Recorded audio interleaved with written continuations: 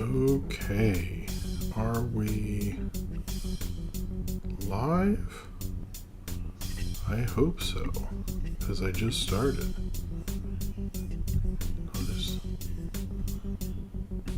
I will send out the... hold on. Wait, where are we? There we go. Thank you for the reminder, Cornbread. I didn't mean any disrespect. Wait, where are we? I hope so. I'm going to play the theme again. I just started. Okay. Let me mute that now. I will send it. Thank you, Cornbread. Sorry, I didn't mean to be. But yeah. I am actually. I'm curious about Austin's question. I didn't read it. I have it ready to go. Now I'm curious. Anyway, hello to John Barton. My condolences about your dog in January. Cornbread, Austin, Caden Hanshy, that's an interesting one. Purple Goop, Ramsey the artist, Nathaniel Fogai I saw up there, Super Adusky, the Rocket Lobax, whatever. Sorry. Let me see. Did I get everyone? Oh, Classic Cameron, Modelo Butterfly. Wow, people coming in there. People are showing up for this show. It's cool. Hello. How is it going? Welcome to Movie Crap Live. We are actually early. Look at this. Oh, this 10:45 stuff. Oh, man. And Austin's playing Mario Kart. Who is he playing as? I hope it's Dry Bowser. K-Master is here. We got a show. All right, let me show. We got a show. Hey, what's up? We're back. We're here again. And I'm wearing my Over the Garden Wall shirt. Given to me by a cool dude. Okay. So this is going to be... I guess it's a slow news week, but there's still stuff I want to talk about. And I like being with y'all. And, there'll be other weeks throughout the rest of the year that I won't be here. And I figure let's since I can do the show, let's do the show. You know what I'm saying? That way we can talk about stuff. There is still some major stuff to talk about, but it will be, I think it's obviously a slow news week. So expect that. But I do have, I guess, I'm excited to watch. Dry Bowser rules. I don't know why I play him as a motorcycle. I do like the thing where you get more power and stuff. That's like my move. I haven't played it in a little bit. Maybe we should play this weekend. Yes, I have been good. Thank you for asking. I don't know. I've seen a lot of cool stuff. I kept watching Mission Impossible movies. I watched Mission Impossible 3. Oh, hello, a guy named Crystal. How's it going? Which, despite that I think I'm always... Let me move the mic. Sorry if there's noise. Okay. I'm not the biggest Abrams fan, but that's a solid one. Like, I feel like you could never rank the Mission Impossibles because I would probably have a bunch of ties. Like, I'm pretty set on 4 and 5 pretty much being my top. And I don't know where a 2's the worst. And then right now I think 3 and 1 are about even. I might give the advantage to 1. But 3 I like how 3 works. It's very like 2000s action. It's probably the most but it's the only, I don't know. Mission Impossible 2 is like not really, it's kind of more 90s because it's like 2000 and it's very much John Woo and that's very 90s Hollywood. And I think the only real 2000s Mission Impossible is Mission Impossible 3. Like in terms of style, not obviously dates. That's a stupid thing to say, but style was. Okay, Cineram. I've noticed Cineram and I are on the same page with some of that stuff. But yes, I think it's the best. Well, I don't know. I might say Force Awakens, and then the first half of Star Trek 1 would be my favorites of Abrams. Zodberg at the hizzy, and sorry. Now they're going to leave. Anyway, and we watched Beetlejuice, and I want to do a review of the original, and hello, Dylan Butler and Nathaniel Foga, again, I guess. I want to do a review of the original. I'm going to see the new one. No, the best... Okay, first off, Ryan, that is bullshit, is I Saw the TV Glow is the best Fred Durst movie. Second by The Fan. It's The Fan or TV Glow. No, but TV Glow, he was good in TV Glow. But yeah, I'm going to have like three different, the segment tonight is the Beetlejuice cartoon, which, and this is cool if I can pull it off, is having, I'm talking about the first episode, and that first episode is having its 35th anniversary. This is just a coincidence. I found out when I was researching it. That episode is having its 35th anniversary on Monday, which is kind of crazy. Yeah. I mean, my thing with Force Awakens is I don't think it's great, and it is very much using the fun fact, your mom saw. I didn't know that. That's funny. Your mom puts up with a lot, right? That's funny. I know it does, but I still like it for its sort of comeback of, and that time, and like everyone was like, yeah, Star Wars, this is cool, we don't hate each other, and that didn't last. But whatever. Actually, when I was talking about the Beetlejuice thing, I told, oh, hey, Sir Maximus Hardwood. When we were talking about Beetlejuice, I said, it's the 25th anniversary. And Ryan's like, no, it's the 35th anniversary. And I was like, oh, dating myself there. I'm trying to think if I watched anything else cool. I can't think of something that is a cool story. Did, family stuff, did work, all that neat stuff, I do need to do, one segment I do need to do is the Woody Woodpecker Barber of Seville, because I keep reading reviews of it. It's like my weird obsession. That and here's my weird, this is definitely a weird obsession. Maybe this isn't good to have at the top of the show. Can you do a backflip or get Tom Cruise to be your stunt double? These movie crap lives need more stunts. I cannot do a backflip. Hold on, let me jump into another dimension. Whoa. Oh wait, you can still see me. Hold on. Oh, I jumped. Oh, I dimension hopped. There we go. That was a stunt. Just like that guy in the Spider-Man suit that no one but me seems to know, who's on TikTok. Anyway, this. Hey, Will, how's it going? This is the drink tonight. Goat Fuel. I only got it because I'd never heard of it before. It was at the grocery store. That is literally the reason. And it said its flavor is gummy bear, which I'll give. Sorry. I gave Cornbread, did guess it, but did not do it fully, not to be a dick or something. I kind of wanted someone else to, but he did guess the right one.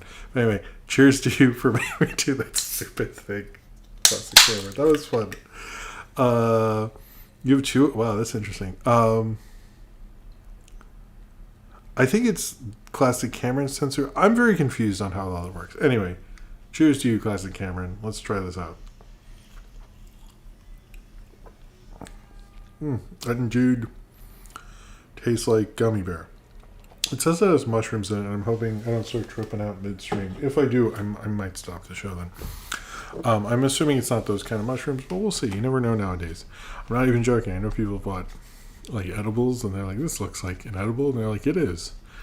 They're like, oh, different kind of edible, I guess. All right. No, one of my TikTok's obsessions, I want to say this for real, is I do not believe the earth is flat. It's definitely round. I'm not crazy.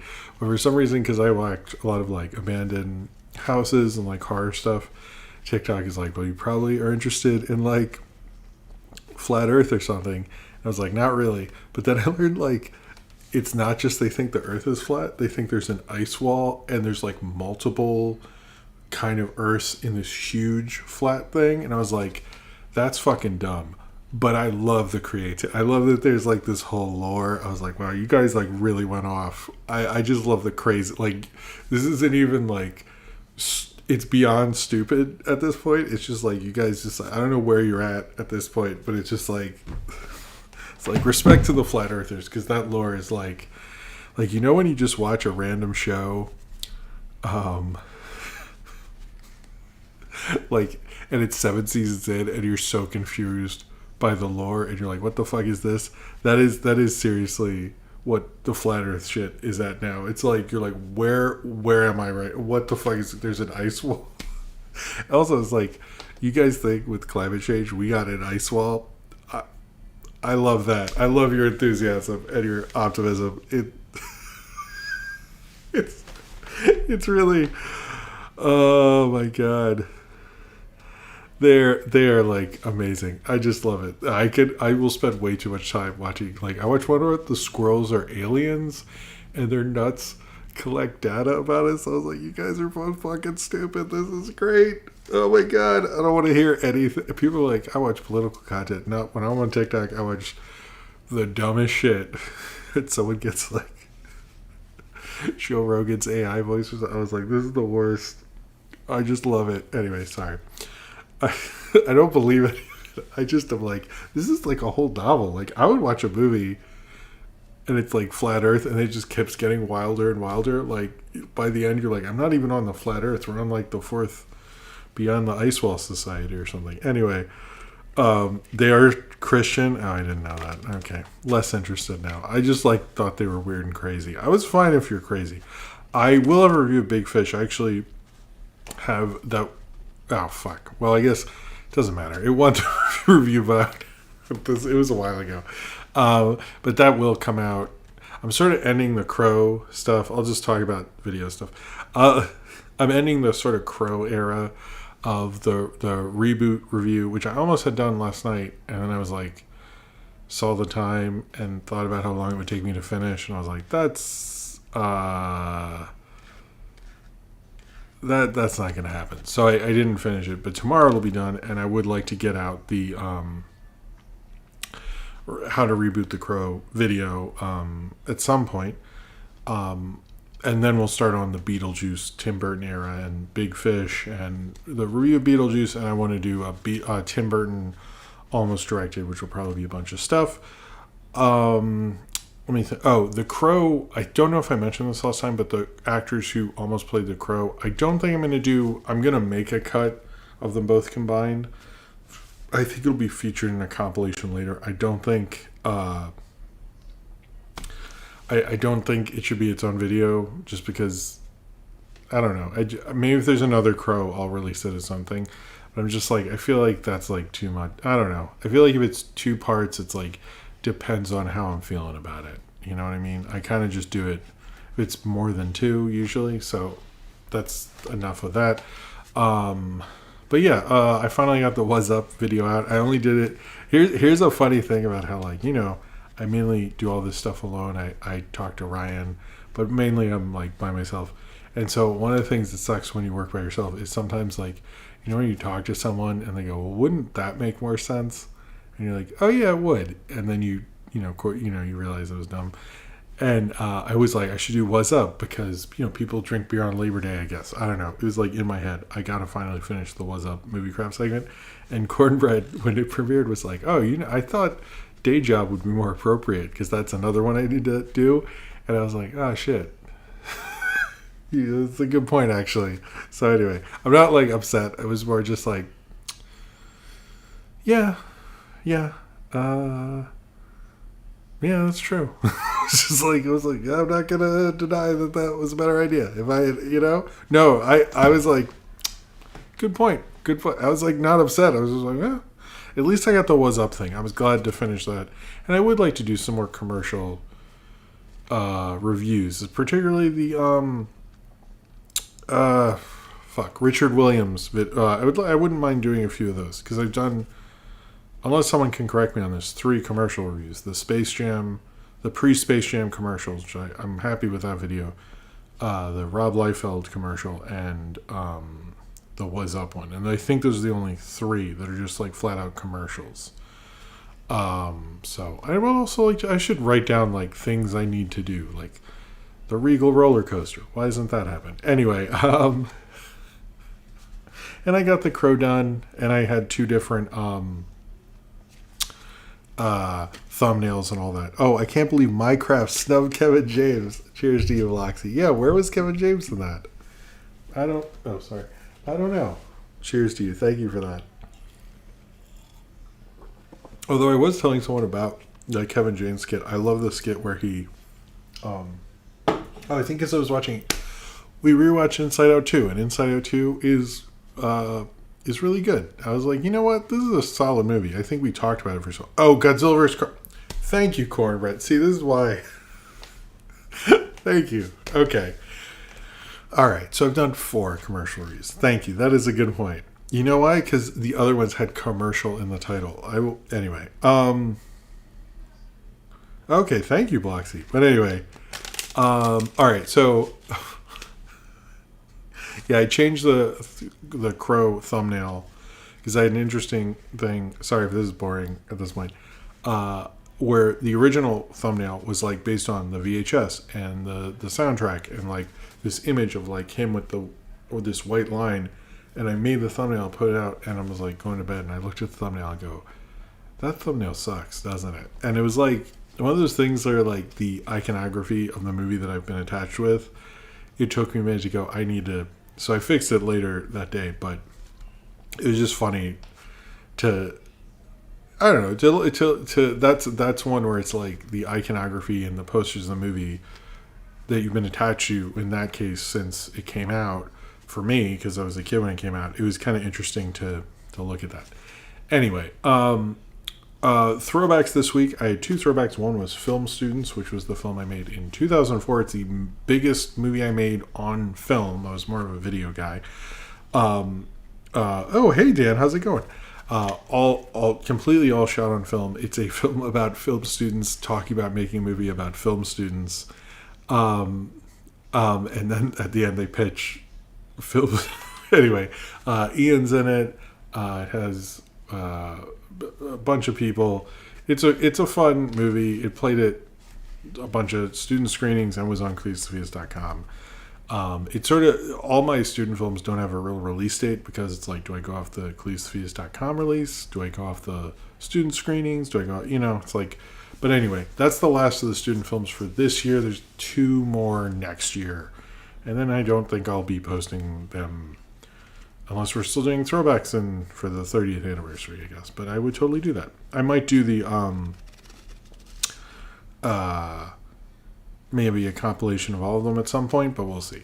But anyway, people seem to check that video out, and it was cool because that's a 20-year-old thing. It's been on the internet for 20 years, and it's cool to a lot of people watch it and stuff. And there's a funny thing at the end of that where I think, I'm not just saying it because it's Ian, I don't mean to be name dropping, where Ian had where he's like, we show film students who are talking about making about film students who are talking about making, and like he got lost in the dialogue, and we all had to like sit there and figure out how to, because no one could figure out the word jumble, because we rehearsed it, but then for some reason when we were shooting it, everybody had to figure out. So if like you watch it, he goes, who are, and like all these things, and we had to like, interesting acting thing, because like the other guy who's like an actor and Ian and I were all like, okay, you emphasize you are here, and then it was like this whole getting lost in your script there. Anyway, it was like a fun memory of, no one was mad, we're all just like, how do we get out of this? Anyway, whatever. Anyway, it was cool to have a little resurgence there. The other throwback this week will be there's something else I wanted to say. I forget. Doesn't matter. Should start the show with "It's showtime." Oh, thank you. I should. You're right. Cheers to you, Austin. Thank you for being here. Cheers to you. Thank you, John Barton. Of course, it's great. The other thing is, since I'm doing, obviously it's 10 years since 2014 when I was doing a lot of reviews then, and I thought it's time to do a throwback to what was my best movie of the year of 2014, which was Stranger by the Lake, which is a cool kind of mystery film. I will say it is probably the one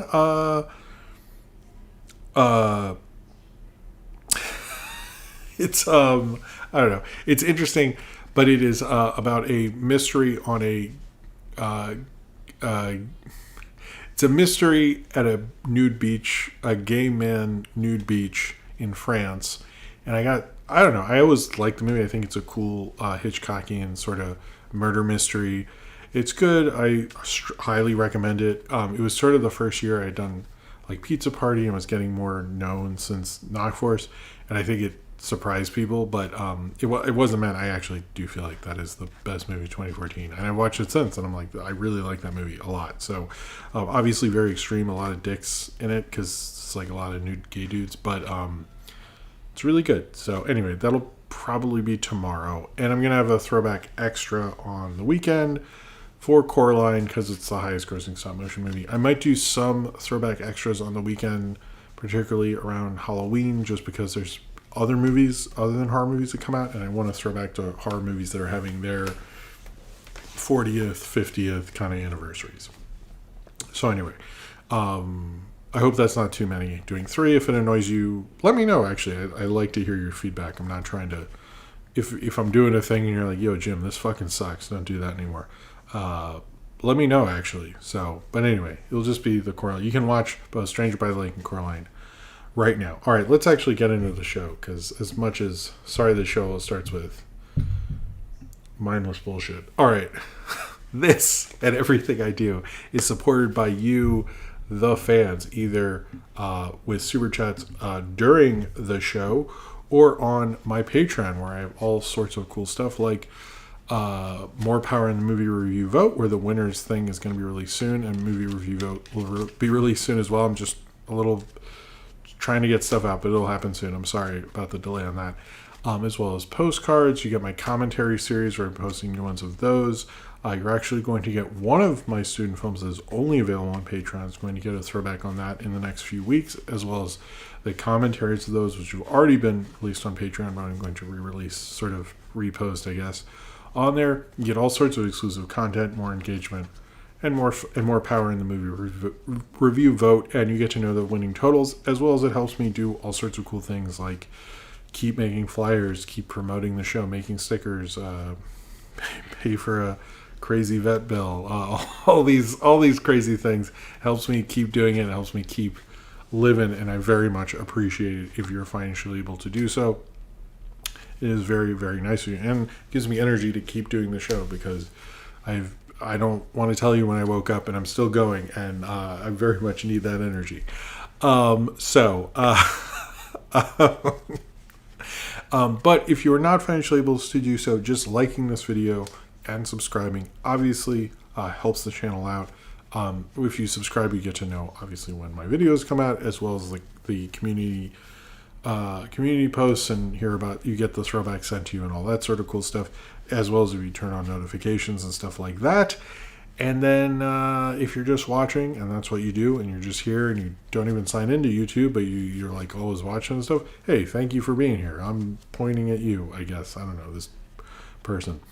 Anyway, thank you very much, and thank you anything for that. What was I going to say? All right. Also, if you like everyone in the chat and you like the community during this show and on my comments and all that stuff, you should click on the Discord. That is a wonderful, magical place where everyone is there every day. They have the general chat, which I try to be more active in, and we have like the daily question. I ask them every week, what do you want me to talk about on Movie Crap? All sorts of cool stuff. Cornbread does a thumbnail prediction. They do movie watches every weekend. I'm curious which one it is this week. There's Shaun of the Dead I saw, which also got re-released recently as well, and had the Winchester in that movie theater. Anyway, they have all sorts of cool stuff. They have all sorts of cool stuff in there. It's great. They have the licensed playing card channel, which also I have new playing cards. I have these, like, I guess they're called, what are they called? I get out a specific name. It's Cyberpunk trading cards. I have them right here. I got them. I'll take a picture of them. So it'll be a licensed playing card post because the Jaws cards were getting crapped up. Anyway, there's all sorts of cool stuff in there. It's a great community. If you're ever like, man, I like this chat, I'd like to hang out with them. Well, you can just click on the link below and join the Discord. It's wonderful.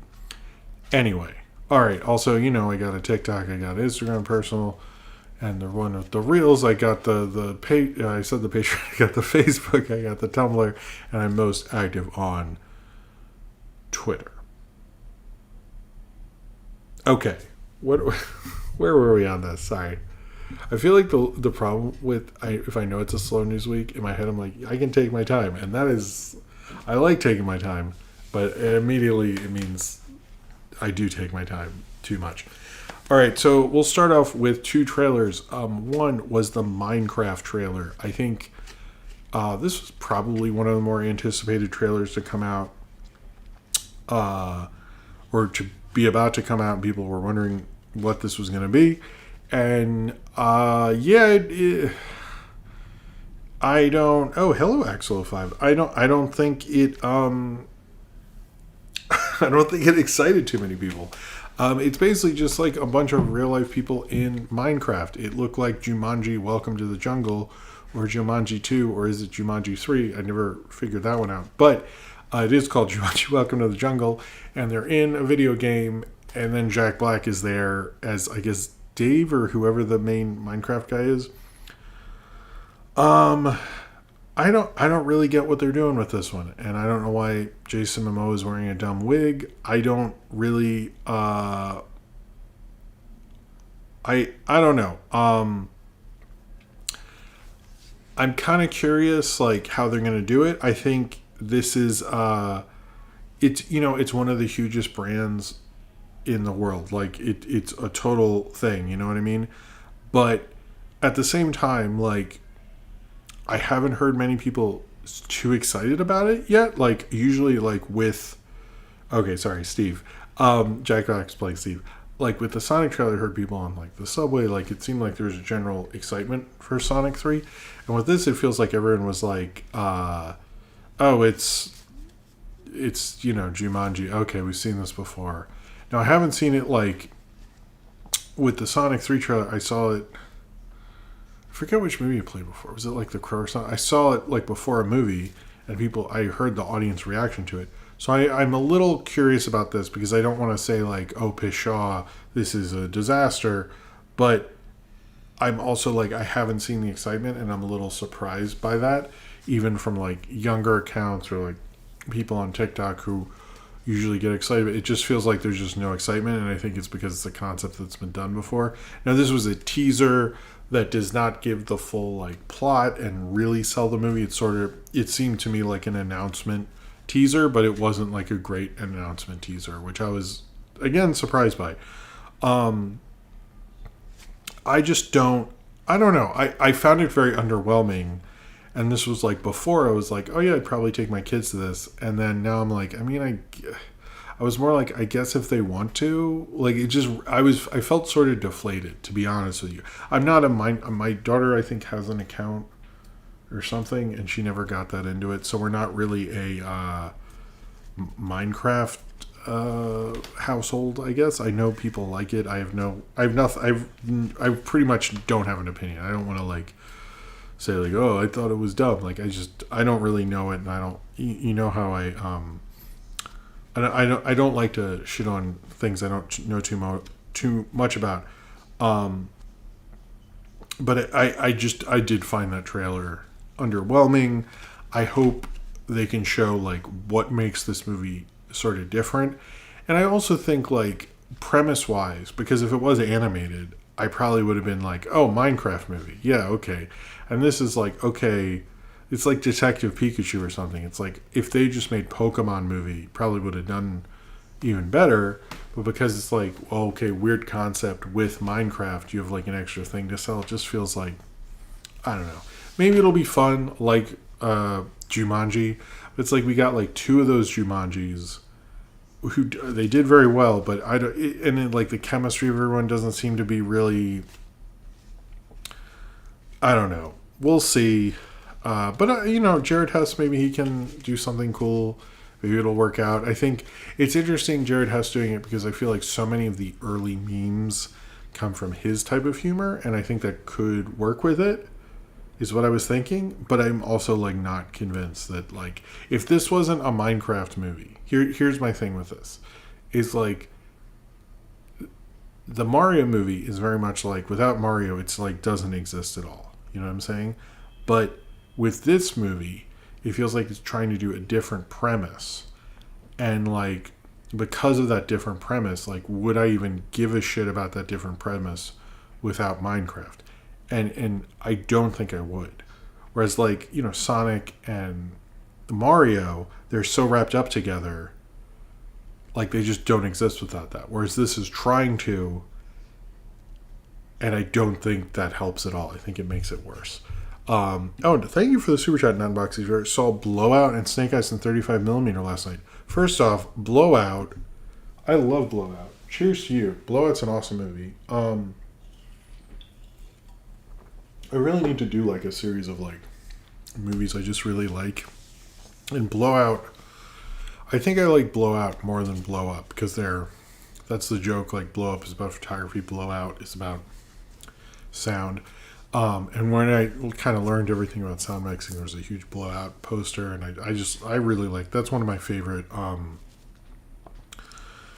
What's my favorite De Palma? And Snake Eyes, I've actually only seen parts of, and I probably could have seen it in 35mm. I don't know why I didn't. So maybe I should see Snake Eyes. That's cool. That's awesome. Is that a double feature? That's an interesting one. But I haven't seen Snake. That's interesting. I haven't heard Blowout. I've heard more of Blowout, Blow Up because those are two. But I guess they went for the De Palma thing. So anyway, that's cool. Sorry, I've gone sidetracked on this.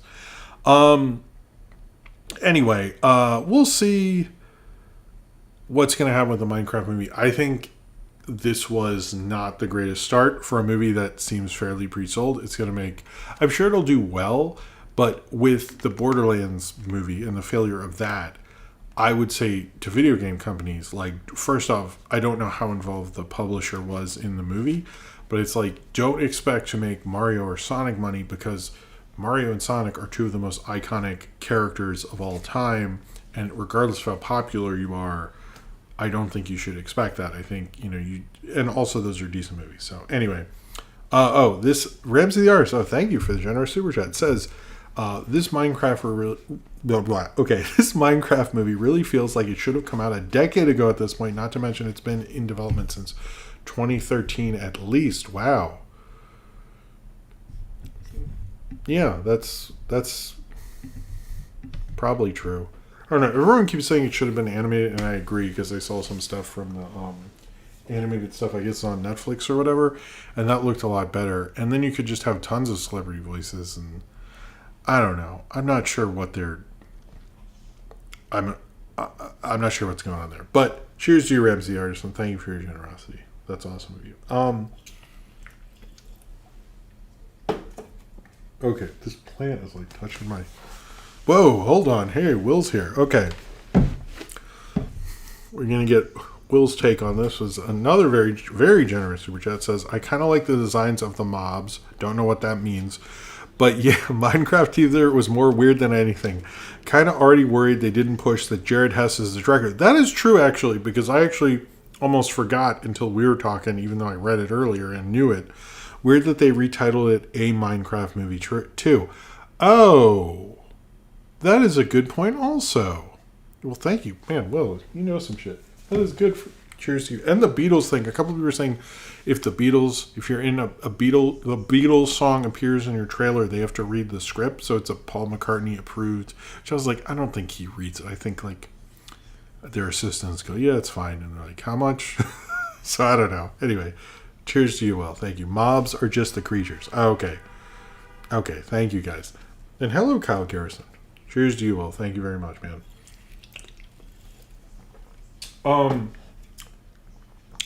Yeah, it's like, also like I saw a lot of, throughout the summer, 20th anniversary Napoleon Dynamite stuff. So I'm a little surprised by that, Not that, I think Napoleon Dynamite's a weird thing to have an anniversary of because it like kept growing after its release, like on DVD and so forth. So it's like, I think most people's memories who's interacted with it when it first came out might not be from 2004, so that might be why it felt a little weird. But Anyway, I don't know. It's interesting. I also noticed like people are not as sold on Jack Black. I think like had they put out it's poster. Had they put this out pre the Tenacious D. Okay, one second.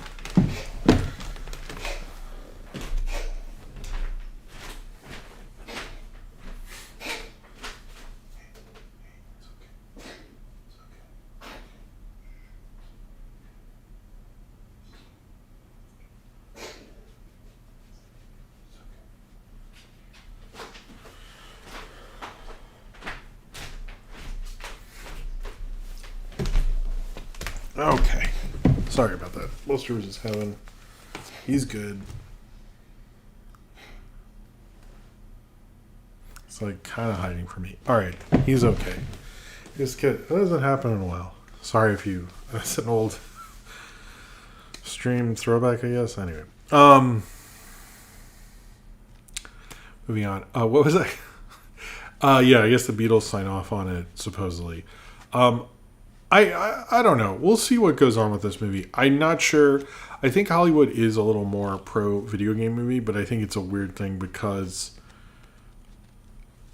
I think only Nintendo can sell it as well, because part of the reason, because a lot of people go to me and say, oh man, Ryan, we're synced up. Sorry, Jack Black. If Jack Black had pre the thing, but I saw people getting upset about the Kyle Glass stuff and like, oh, he threw out Tenacious D for this. I don't think he did. I honestly think what happened is they just like, I think they were just like, this is becoming a disaster because you just chill in your house and here's some money and we'll come back later. That's honestly what I think is happening with Tenacious D. I think they will come back pretty soon after. I don't think it was he was like, fuck you, I don't want to ruin all these movies. I think it was more of a, because they were going to get kicked out of the country too. So it's not exactly, I don't know. I noticed that part's not brought up. It's like, it seemed like they sort of had to do something, or they were going to be major like legal input, like they weren't going to be able to do a lot of the tour. So I think they were just like, let's just cut this out as quickly as possible. That's my interpretation of it. But I don't know. It's also like, I do find it interesting. I don't know. I think part of it is like, it's also a movie Jack Black has done before. So it's like, it doesn't feel like, regardless of if this is good or not, Jack Black did a better performance in Jumanji. Like that was a really good performance. Like him as the girl and stuff, like that was a lot of fun. And this is just like, oh, he's just Jack Black now. It's like, okay, like, I mean, I guess, it's like not, I feel like that adds to the disappointment, but because it's like, oh, you mean, I don't know, maybe it's really good, but like if you're doing a more boring performance, but we'll see if this movie does well. I mean, Minecraft is huge, so possibly I can see parents just being like, hey, you like that Minecraft thing, let's go, and then they'll go, so we'll see about, we'll see. I don't think this was a good launch, and I think everyone's agreeing that regardless if you played the game or not, nobody saw this teaser and was like, I guess I'm gonna see it, you know what I mean? I think that's kind of like everyone's interpretation is like, okay, I mean, that's the Minecraft movie, I guess. Like, that's not a good sign, to be honest. If I was the people running promo, I would be like, fuck. that's it's like, I would be freaking the fuck out. I would be like, we need to course correct immediately. So I hope they are able to. The next one, and this was an interesting Nightbitch. I think we've known this is coming out for a long time. Right, it is the first post Nacho Libre. You know what? I should review Nacho Libre around that time. I saw Nacho Libre at a preview screening, so it was fun. I liked that movie at the time. I haven't seen it since. All right, so we got the first teaser for Nightbitch. It's about Amy Adams being a mom a stay-at-home mom who's slowly losing her identity and feels like she's becoming a dog. This looked like fun to me. Like, I don't know, it was like looked like a fun, interesting little take. It actually reminds me, and this is gonna get all fucking art school on y'all. There's this French short about people who discover the power to turn into dogs at night, but it's like not done in a normal film. It's done in this like photograph thing, which is similar to, if you ever saw the film that 12 Monkeys is based on. Not as cool as that, but it's a cool short. And if whenever Nightbitch comes out, I think I'll probably actually review it. I need to actually hit somebody up to ask them the title. But I always thought that was a cool concept. So I'm like, to me, this just looks like a fun, weird, kind of a little mainstream, a little cultish kind of movie.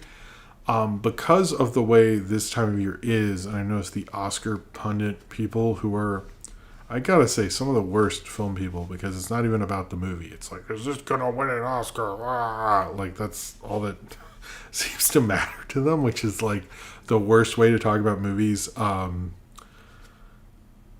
did not see the grotesque thing with Travis Kelce. I guess I didn't. No, I didn't see that. I don't know, but it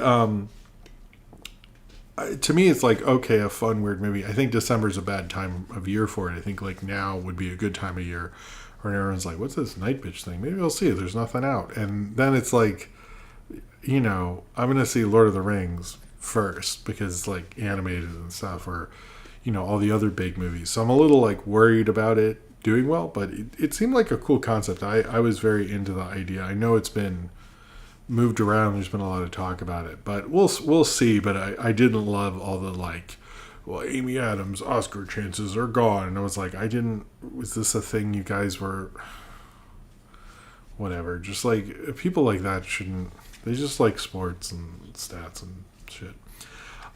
So today, I believe it was today, is it an October movie? I thought it was let me look that up, because Cornbread says things that are right.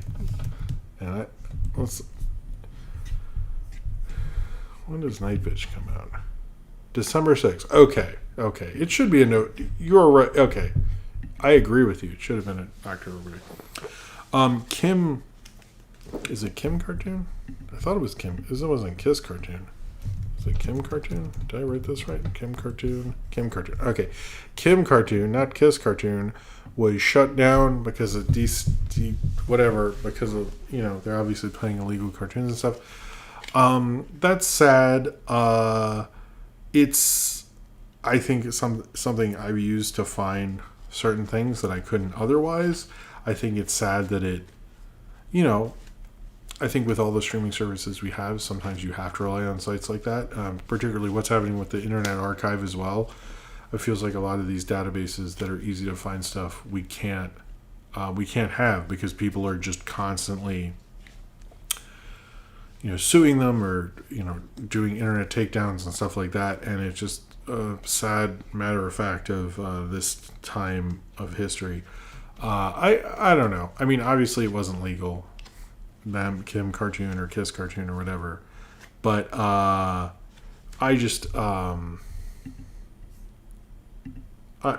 don't know. I think it's sad, but I don't, I get people don't want the ads and stuff, but there's a lot of these people are more preserving things, and I would say, they are, a lot of times they end up being preservationists.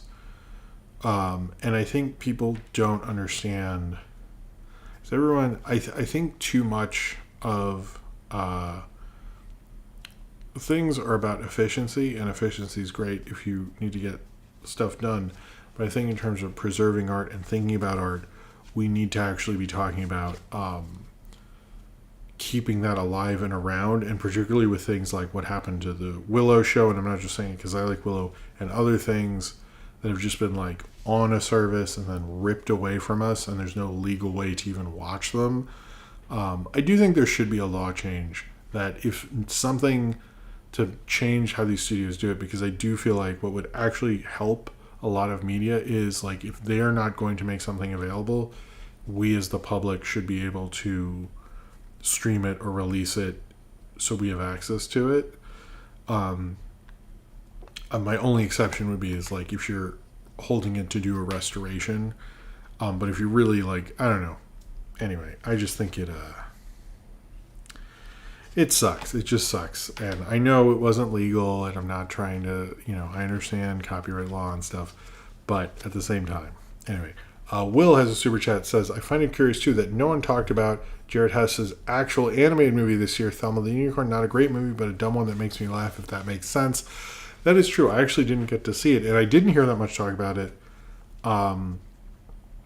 I think because, I think one of the things that didn't get talked about, I don't know the numbers on that one. That movie in itself. First off, cheers to you, Will. Thank you again for your generosity. I think one of the things with kids' movies, one thing I've noticed is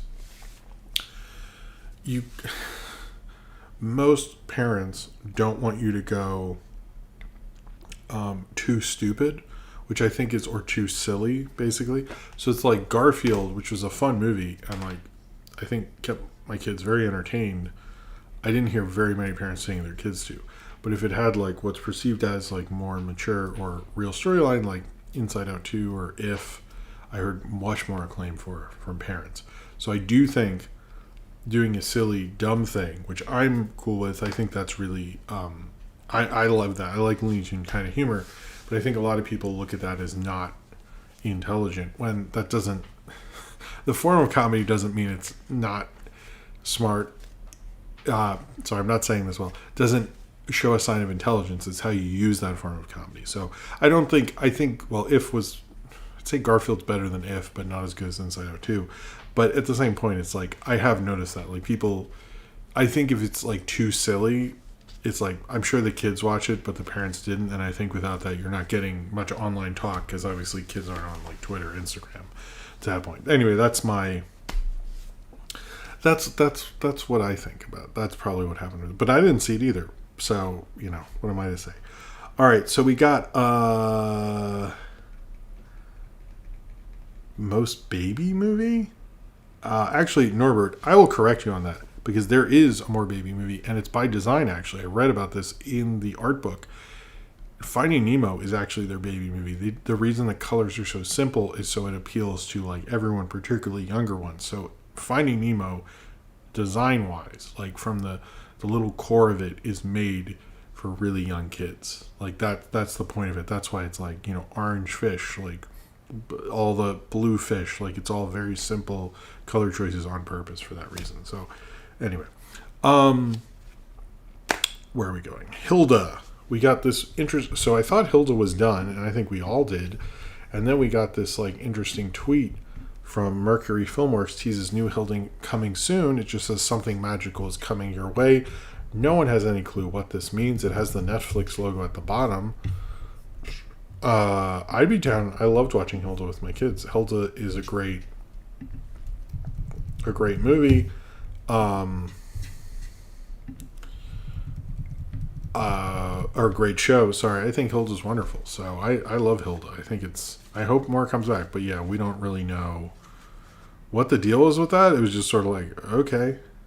Part of me thinks it's like something dumb. It's like, oh, we have a new Hilda toy. And you're like, yeah, shut the fuck up.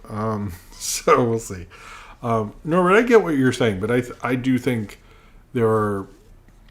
I think that is actually more of an intense... I've heard people say that about Inside Out 1. I think it's more intense because it's like a 12-year-old girl's inner... I think she's 12. I forget how old she was in the first one.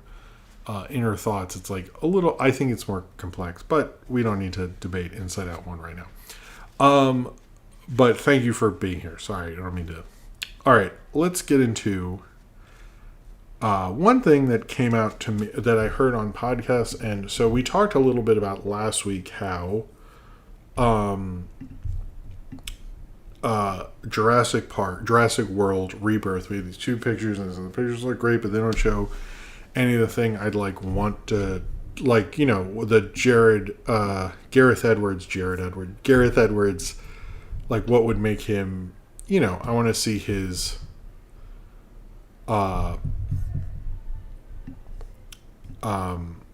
like special effects. Like that's what I'm excited for. And they just showed like people doing things. I'm like, I see people all day. This sucks. All right. So, we learned the official plot synopsis. And I don't know if anyone knows this, so I wanted to read it. I haven't really sat down and read it, so I'm going to read it. It's a live reaction. Okay. 5 years after the events, this is the plot synopsis as released as official plot synopsis of Jurassic World Rebirth, which is a horrible title, but whatever. Okay, it says 5 years after the events of Jurassic World Dominion, the planet's ecology has proven largely inhabitable to dinosaurs. Those remaining exist in isolated equatorial environments with climates resembling the ones which they once lived. The three most colossal creatures within the tropical biosphere hold the key to a drug that will bring miraculous life-saving benefits to humankind. I thought there was more to this. Okay. So we learned that Zora, who Scarlett Johansson plays, is going to be a skilled covert operations expert. She's contracted to lead a skilled team on a top secret mission to secure genetic material from the world's three most massive dinosaurs. They don't say which dinosaurs, which makes me think either those weird hybrids or just T-Rexes. And then there's more. This is from the studio. This is like official. I want to preface that. /film posted this, and it's official. When Zora's operations intersect with a civilian family whose boating expedition has capsized by marauding aquatic dinos, they all find themselves stranded on an island where they come face to face with a sinister, shocking discovery that's been hidden from the world for decades. It's okay. First off, if this is not human dinosaur hybrids, then that sentence is garbage. But yes, that is the plot. Oh, thank God, Garrison thought it too. That is the plot as released by them. Part of me thinks this is like them getting the dino DNA is like, that's the plot. Like, why is this family here? Like, you're putting a hat on a hat here. I'm a little like not happy about that. This also feels like basically Jurassic Park 3. To be honest, like, it feels very Jurassic Park, which Jurassic Park 3 is my favorite Jurassic sequel, because if you see my review, but I my thing with Jurassic Park 3 is that it is like, because it's Joe Johnston, who, if you know the whole Spielberg, Lucas, all that style, is basically like taking a B movie and making it into an A movie, like direction wise. Like, it's very well directed, there's all the special effects, but it's like basically a B movie premise and all that stuff. But I think Joe Johnston, who worked on the original Star Wars, actually took a nap in the trench run thing from Star Wars a few times, which is awesome. He, when he made Jurassic Park 3, made it more like a B movie. Like, he was like, well, Jurassic Park kind of a B movie premise, so what if I make it more like a B movie? And like, people do not like that one, and I think that is like this theory wise the coolest one, because he pushed it too far. Like, the public's like, you don't go that B. It's like, to be or not to be, and we want an A picture. Anyway, yes, Jurassic Park 3 is better. Lost World is not. I think Jurassic Park 3 is my favorite of the sequels. I mean, it's not better than Jurassic Park, but Jurassic World, I guess maybe that one, the first one's better, but I don't know. I just find it, direction-wise, I find it more interesting than any of the other sequels. Let me put it that way.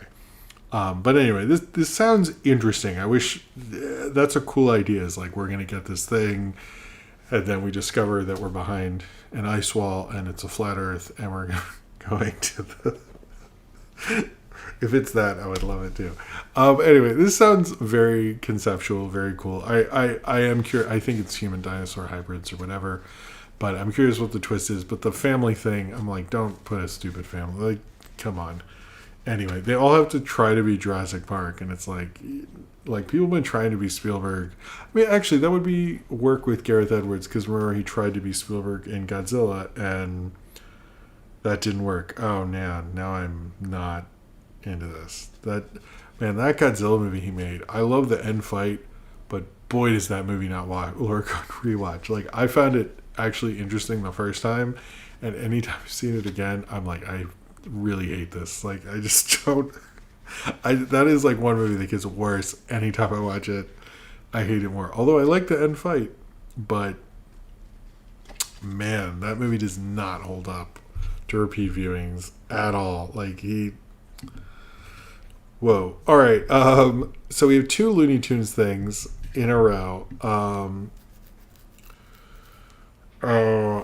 One is, and I promoted this on my Twitter, that the day the Earth blew up had a Twitter, and I was like, oh, awesome, we're finally getting somewhere with this, the day the Earth blew up movie. We still don't have a U.S. release date. It's coming out in other countries that don't speak English and stuff, but it hasn't come out here. And then we found out it's not an official account, and Twitter shut it down. So, yeah, that was disappointing, to be honest. It's like, oh, yay, there's some movement. Oh, no, never mind. Nothing. Awesome. The other thing, and a couple of people, when I posted this in the other thing, were confused about this, and I want to explain what the full deal is with this. Sometimes I like to explain, like, what is this, and like the full explanation, because I think some stories just get like nobody reads the article or they just jump to conclusions. So there's an article from Puck or something. I just sign up for one free article to read this, but they basically went through the idea that David Zaslav is going to, if he sells off Warner Brothers piece by piece, which is a deal he has tried to pitch to the board, that part is real. This is like sort of a hypothetical. Now, people have done this hypothetical, and you've probably heard me say this before, specifically with the Looney Tunes. And in this, like, people have mentioned this before, but this one was the Puck article kind of got more into the idea, like, would Warner sell the Looney Tunes, and actually interviewed people. Whereas I think the Ankler is a podcast I listen to, and they had suggested it maybe like 2 to 3 years ago. And I think I mentioned it on a stream or something like that. And I thought it was an interesting idea because I was like, yeah, they probably should fucking sell the Looney Tunes. Like, they're not really doing much with them. I would like another company to do something. So, in this article, they went through the various like things they could sell and the likelihood of it. And in it, they did Looney Tunes, and they asked someone, and the quote that seems to upset everyone, and it upsets me too, is like, would they sell the Looney Tunes? And no, because, you know, it's so associated with the studio, blah, blah, blah, even though they don't do jack shit with it. Oh, they do shit with it, but they don't promote it, and they should, because the last Looney Tunes are great. But the quote from this article, because I copy-pasted it, said, "I've told the film's new animation head, Bill Damasheki, or whatever, was hired with a plan for the property," meaning Looney Tunes, "that will begin to roll out in 2028. That means it's probably off limits, for sale at least." So 2028 at present time is 4 years away. I call bullshit on that, because it's like, oh, cool, you have a plan. I don't understand what this is. Here's what you do with the Looney Tunes, flat out. You get the creative team from the ones that were on Max. Every time there's a Warner Brothers movie, you put a Looney Tunes short on top of it. That would be fun. Just 5 minutes or whatever. You cut out some of the, like, we don't need all those trailers to watch them all online anyway. We don't, you know, it's like, you're not getting me more hyped for Wicked or Mufasa or Sonic 3. Like, I'm gonna see probably all of them. So, like, do that. I would much rather watch a cartoon than watch trailers I've seen, you know. Now I'm seeing it on the big screen, you know, who cares? Like, that would be fun. That's a good thing to do with it. But I don't know what these 2028 plans are. I just think it's I don't know. I found this really fucking depressing. That they're like, oh, yeah, but we got plans for 4 years from now. I'm like, why don't you promote the crap you have already, or make more of that, or do something? Like, what the fuck is that? Like, that's your answer? Like, we're not going to do anything with Looney Tunes, but we got plans for 4 years from now. It's like, just say you don't like the Looney Tunes. Like, I don't understand. Just sell them off to somebody who's going to do something with them, because this is, like, pathetic. Like, I don't even understand. I'm starting to get more and more annoyed with, like, there's so many big conglomerates that own rights to, like, classic animated characters. And you're like, what's going on with Felix the Cat? Nothing. What's going on with Woody Woodpecker? Nothing. What's going on with Bugs Bunny? Well, something, but they're not promoting it. What's going on with Mickey Mouse even? It's like, oh, well, I don't know, maybe something. It's like, why do you have this IP? Like, what are you doing with it? I don't... Fucking dumb. Anyway, just annoys me, to be honest. No, what I'm saying is, like, cut out 5 minutes of trailers. Put a cartoon in there. That'd be way more fun than, like... I do hear people groan before trailers. But I also think if you don't want to watch the cartoon, here's what I'm going to say. The one thing that sucks about the trailers, fully... so contract ends in 2028? That's probably why. That's funny, Westinator. What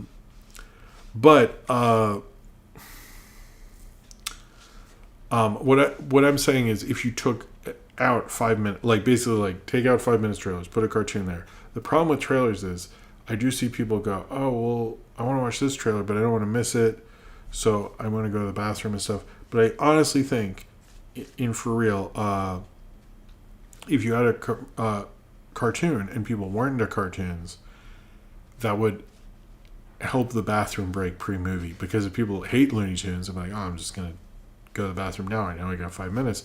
People love Looney Tunes, they're not gonna watch the trailers, they'll go to the bathroom. So it could work out, actually. Anyway, okay, I don't know, I just thought that was insanely depressing. I guess.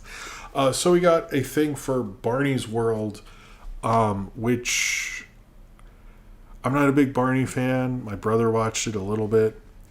But I think it's going to be on HBO Max Cartoon Network. I noticed people do not like Barney. And Barney's a weird property because a couple of people had asked me, because, I write for other channels and stuff, and people have brought up Barney and how did Barney end? And anytime I researched it, it was basically Barney just ended at some point. It wasn't an interesting story. I always find that funny. Anyway, this is not, I think, a great reboot because he sings a song, but it's not I Love You, You Love Me. It's some other song. I was like, if he's not doing I Love You, You Love Me, We're a Happy Family, then what are we even doing here? I don't...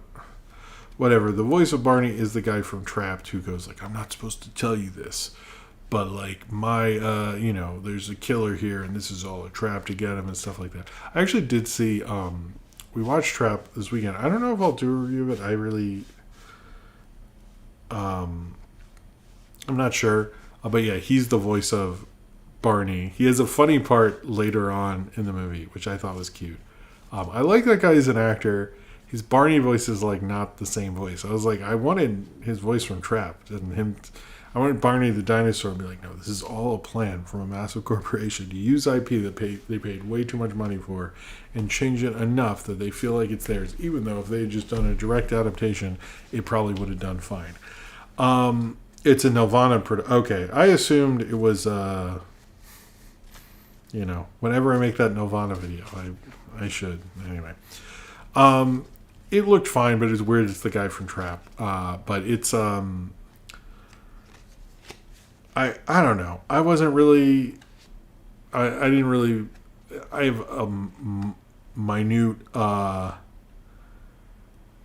amount of nostalgia for it, and I was you can't even do it iconography wise. It just sort of feels in a post reboot of Muppet Babies World, I feel a lot of properties we can do what Muppet Babies did because that worked out there, and I feel none of them have done it very well, including the Rugrats. The only one I liked was Rocketeer. I thought the Rocketeer Kids show had some potential, but that didn't work out. So all right, so 2 DC sort of rumors.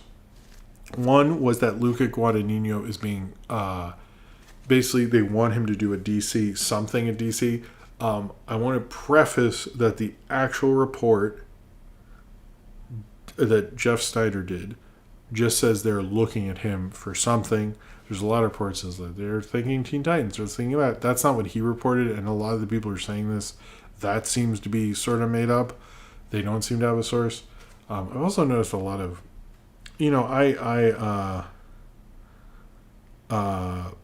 2D Thomas, that 2D Thomas show is I don't know, interesting not very English for an insanely English brand. Like, I don't know. We watched the old Thomas show in this house, so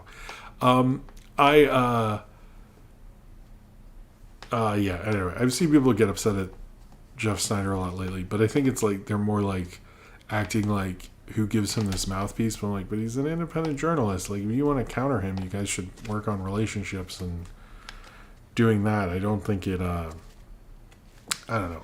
He's not the greatest person in the world. I think he's highly just problematic in a lot of ways, but in terms of like his anger and his weird stuff. But I do think when he talks about the industry, he's usually on point. So anyway, but that report, I'm sure DC went out for him, but he sort of seems like the guy, but I don't imagine him wanting to do a DC thing. But it's interesting they are at least trying with that. But the bigger story was oh, you have been watching? That's funny, Ryan. No, we watched. Oscar watched or did watch Thomas for a little bit. He's more on Dora and all that now, and Woody. But the Green Lantern show, which is a big show for DC,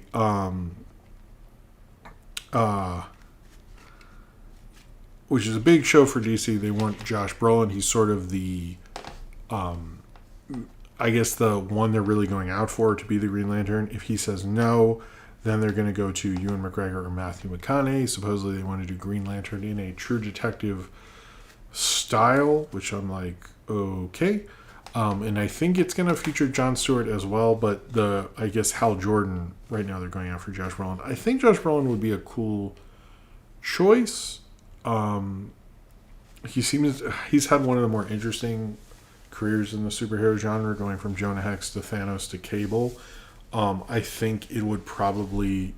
this could work because you sort of have to rejuvenate the brand in a lot of ways. So we'll see if they do it.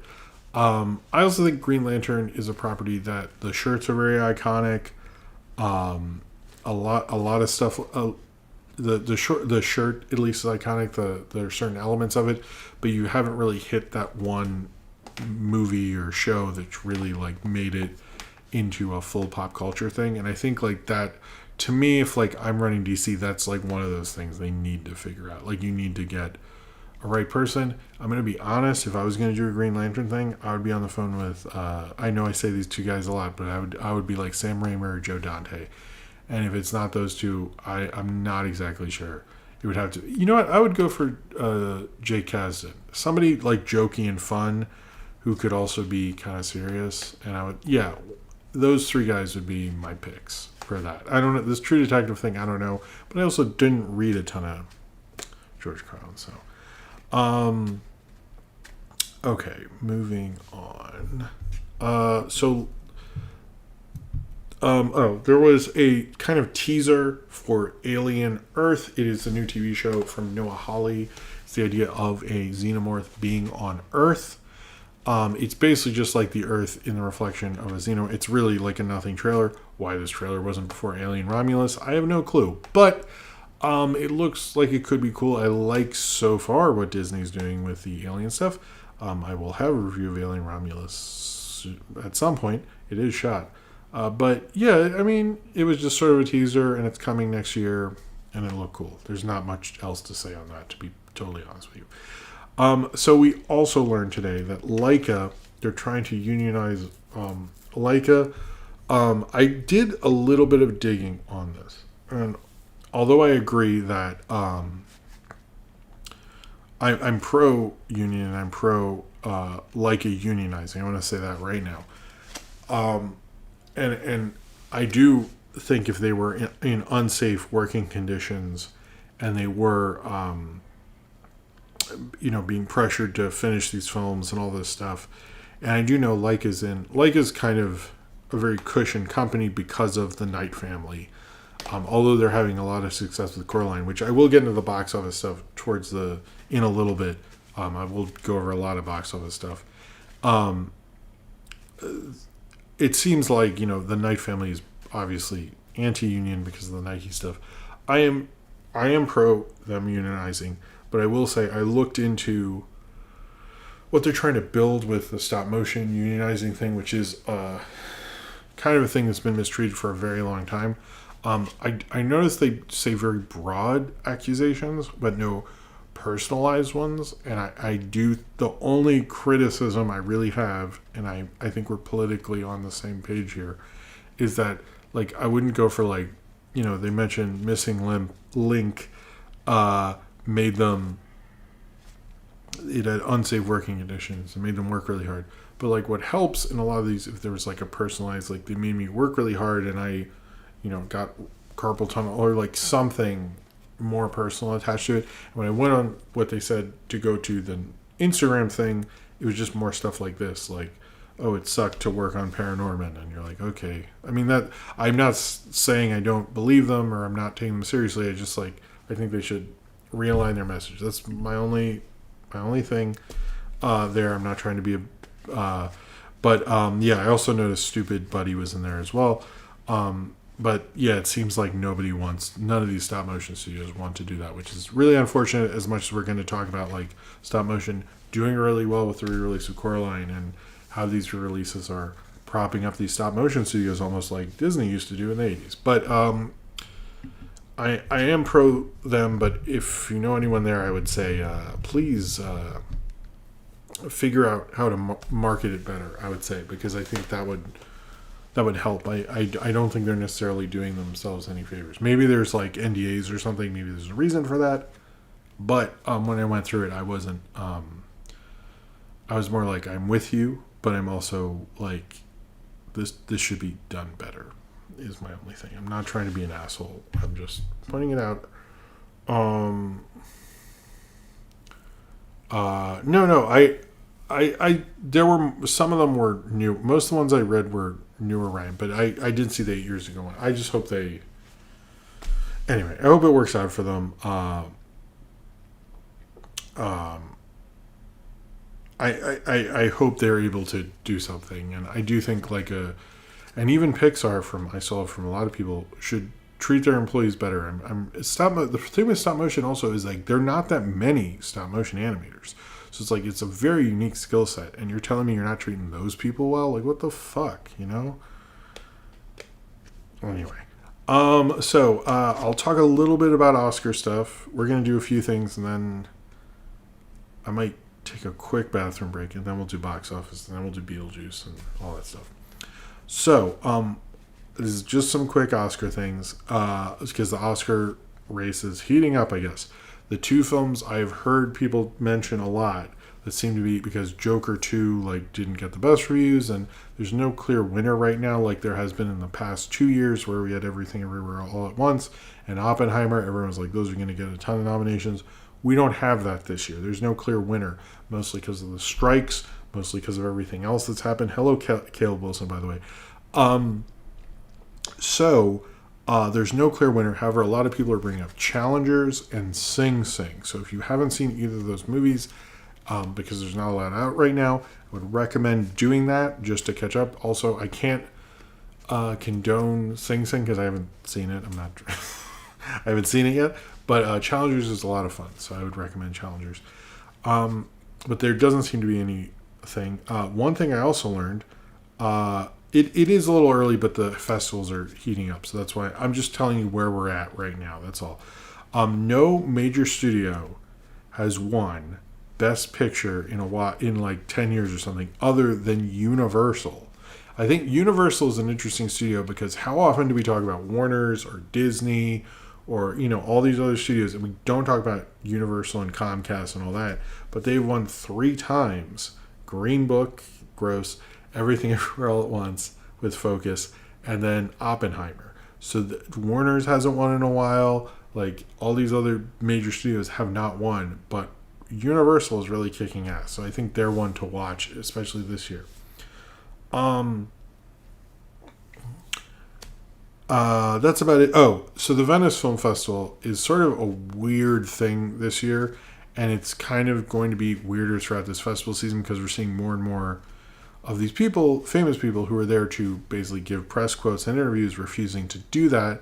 The problem with that is you have these journalists who go over there and they expect to get these interviews, and they use the money they get from those interviews then have enough money to fly back and do other things. But since they're not cooperating, which is also like, I don't get what's going on with film festivals, because like so many times like the famous people go to these and they're like, well, I don't want to do interviews. I'm like, well, aren't you killing these festivals then? Like the whole point of the festivals, whatever. Was it A24? I thought it was Focus. Okay, I'm wrong about everything I read. Thank you again, Crystal, for calling me out. I apologize for that. I guess Oppenheimer and Green Book then. Was it? It was A24, was it? Anyway, I don't like Green Book though, but thank you for saying something, Crystal. Anyway, so that's sort of why all this, what it's leading to is when we had that thing with Daniel Craig where a journalist asked him if there would ever be a gay Bond, and Luca Guadagnino, who's like Mr. Sexy Time all the time, decided to be like, let's be adults and stuff. I've seen a little more outrageous questioning because there's been a lack of questions. So because these other celebrities refusing to participate and do more stuff, because despite making sometimes a lot of money off this and possible Oscar nominations, are not cooperating, that's why we're getting more outrageous questions. So it's sort of like making it worse, but at the same time, I saw from a lot of journalists that the person who asked that question always asks like an obnoxious question, but it's sort of what we're seeing with movie press right now is the people who are supposed to be promoting this movie are making it harder and making them like have to do more of these gotcha. They're making a climate where people are having to do these things because they have less opportunities. And if they have less opportunities, they have to make those opportunities matter. And so they're making the interview process worse and then complaining about how the interview process is worse. So, anyway, it's an interesting thing. Also, I think Daniel Craig should have just been like, yeah, probably not. The Broccoli's are horrible people. Anyway, let's talk about the box office because there are a lot of things to talk about.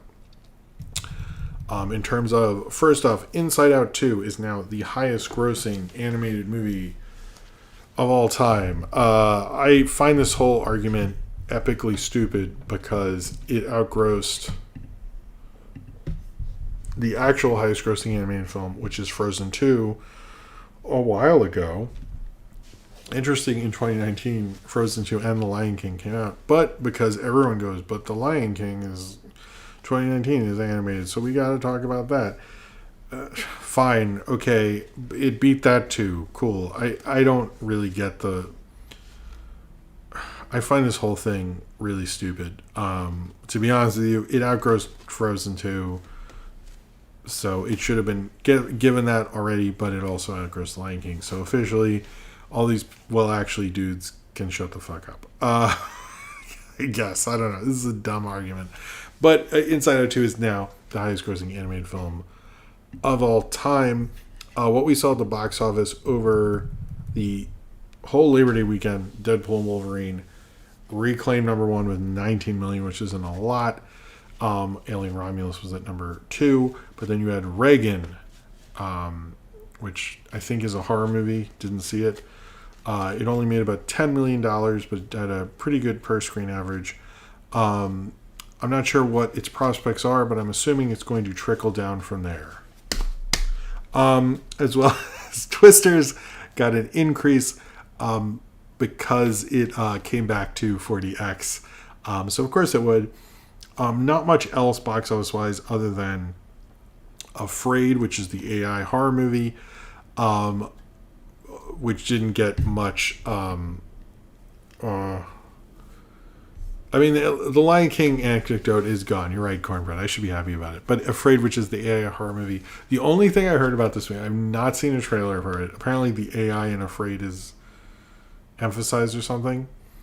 Is that the one time they asked the AI to put on a documentary for their kids, and it does, and then they leave the room, and the AI puts on the Emoji Movie?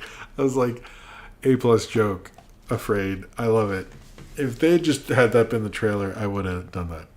But I talked about Romulus earlier. Romulus has made 91 million. Romulus is doing well. I think what's happening with Alien Romulus, you're going to see more Alien stuff based on that box office because it's made 91 here and it's made 289 worldwide. It's like the reverse of Twisters, which has made 362, is not done as well internationally. Anyway, I don't know if there's anything else there. Oh, Hundreds of Beavers is still in 3 theaters. Cool. Wow, that's the official spelling? Jesus. But I want to talk about, what else is there to talk about? Sorry.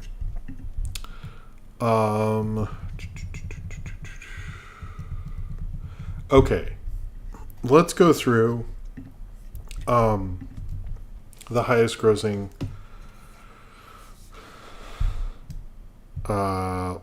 stop motion animated films, because what is Coraline the number one? Coraline is not the number one worldwide, that is what Inside Out 2 just did. The number one worldwide is still Chicken Run with 227 million, which is no other stop motion animated film worldwide has made over $200 million. Let me clear that up right now. In fact, internationally also, Nightmare Before Christmas, which is another Henry Selick film, only recently through re-releases crossed 100 million. But Coraline is now number 3 after 2. Aardman dominates the highest grossing stop motion films. It is kind of insane. But because they have Chicken Run with 227 million, and then Wallace and Gromit for 197 million, and then Coraline at 170. And actually, I'm going to play, nobody look this up. If you have don't respond to this. But what do you think is the third highest grossing Aardman film? I'm curious if anyone can guess this. If you know it, don't post it for whatever reason. But domestically, Coraline is now the highest grossing stop motion film. It beat Chicken Run. It is 113 million. Chicken Run is 106 million. Those are the only 2 films in America, that's what you mean by domestic, to cross over 100 million. The third in that case would be Nightmare Before Christmas, and fourth is Wallace and Gromit. And Nightmare Before Christmas only has 87 million. So that's sort of what happened.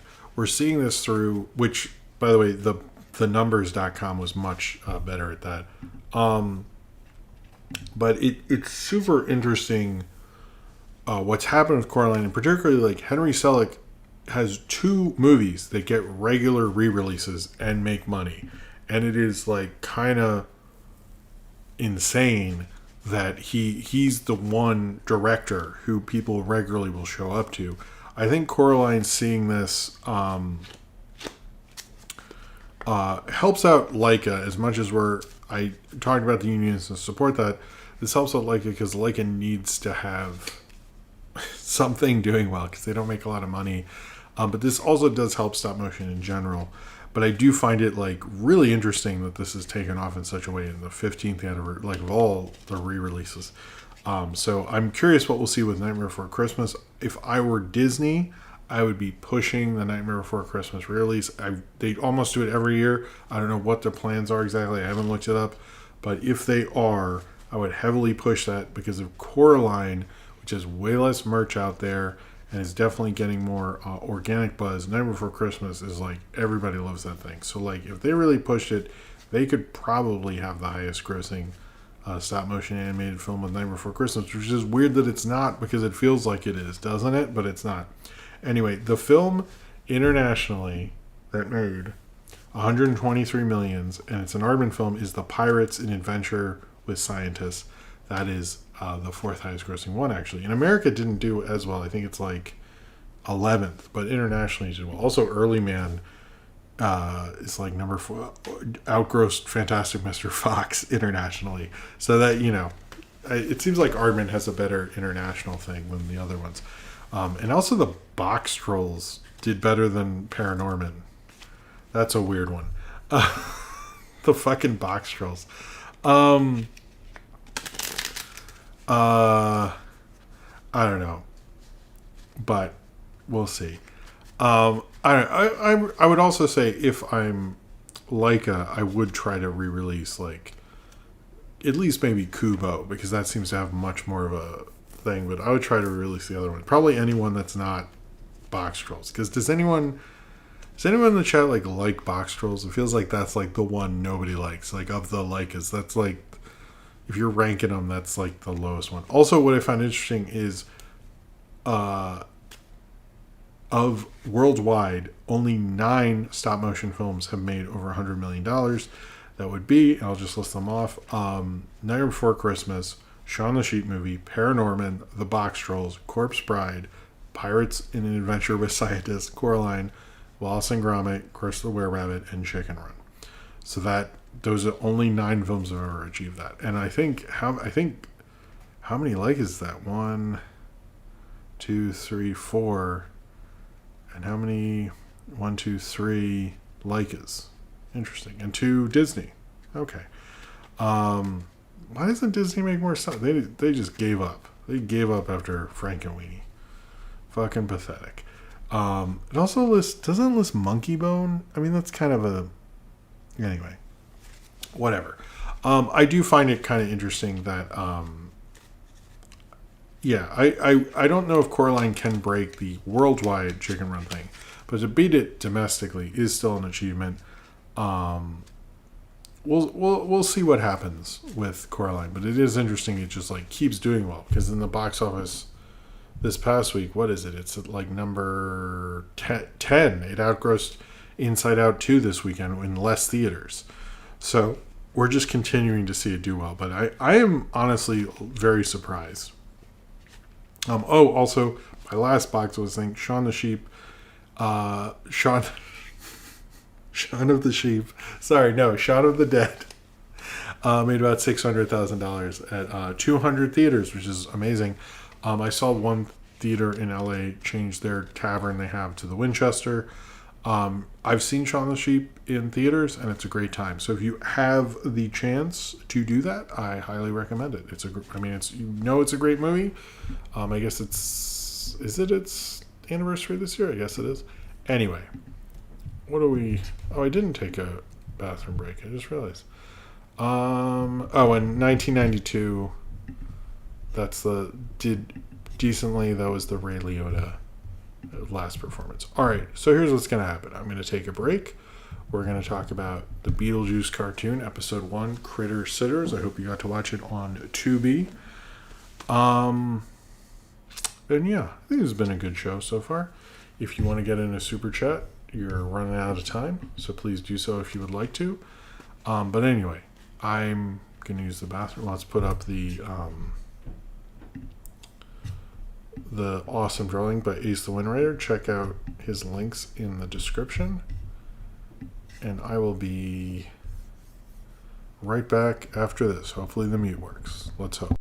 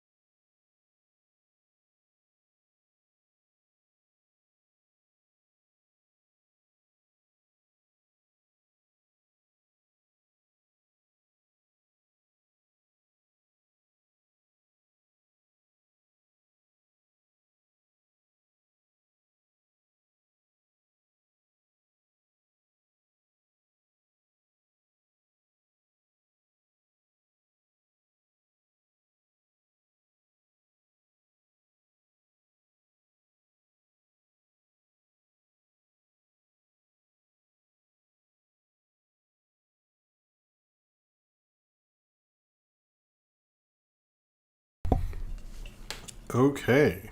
I am... Okay, I'm back. Sorry. Thank you, Rocket Lobax. That's very nice of you. Hold on.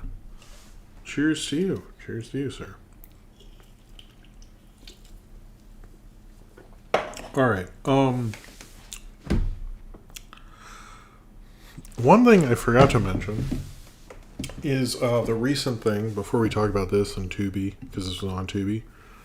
That's very nice of you, Rocket Lobax, by the way. Is that thing about Netflix not having any films older than 1975, which is interesting because Paleo mentioned that. I forgot to mention the thing about the dinosaurs in Jurassic Park. Anyway, that's like a whole thing, and whatever. Maybe chat if you want me to talk about the dinosaur thing with Jurassic Park and how people feel about dinos. I'm into it, but I don't know. Maybe after Beetlejuice or before. I don't know. Let me know if you want me to. How they don't. But Paley mentioned how we saw all the Buster Keaton stuff on Netflix, but apparently they don't do that anymore. They don't have anything before 1975. Whereas Tubi has a ton of old stuff. In fact, anytime I'm sick, I usually go to Tubi and just type in like an old movie year and just find some stuff. And I saw like that weird. I think Matt Berry made a recommendation thing for me for Tubi, and he mentioned like an interesting Errol Flynn documentary about Cuba and stuff. Like they have some like interesting stuff. I don't know. They're more of like, if you're into movies and like finding stuff, they're really good at that. And I think Netflix is just like on their own stupid bullshit, to be honest with you. So, all right, since Cordburn brought it up, this is something we've actually known about for a while, and I think again, like I mentioned, I'm not trying to promote my Jurassic Park reviews, but this is something I talked about before.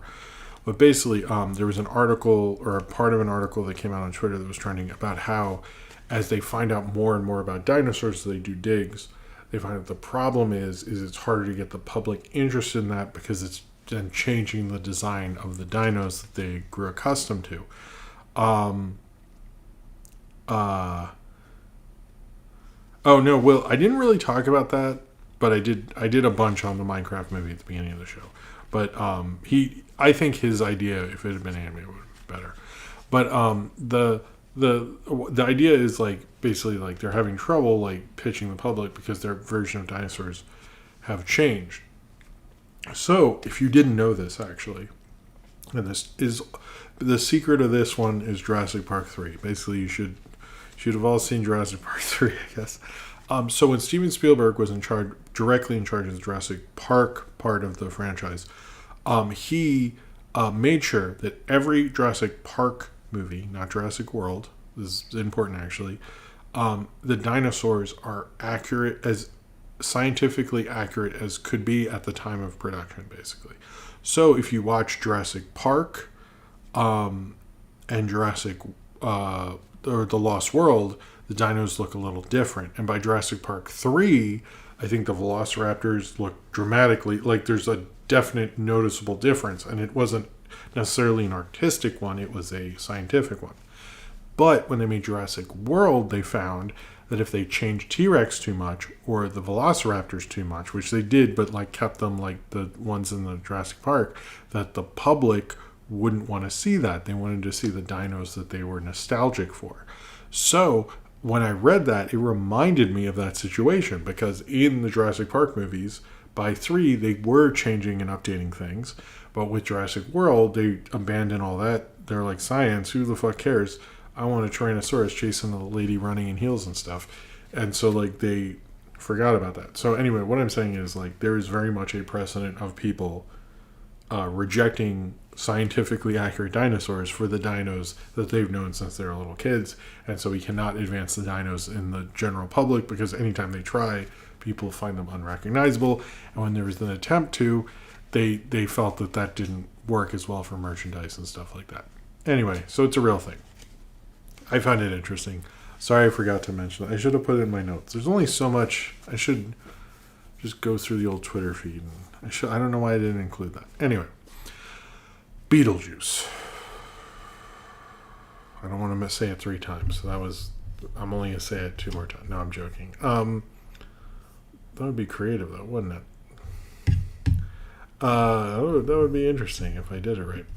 All right, so since there's a new movie called Beetlejuice, I thought it was appropriate to talk about the Beetlejuice cartoon, specifically the first episode of the Beetlejuice cartoon, Critter Sitters, which came out on September 9th, 1989. And hopefully this came out either on that day or the day after, which would be it's at the time, at press time, the 35th anniversary of the premiere of this cartoon. The idea of the Beetlejuice cartoon has become kind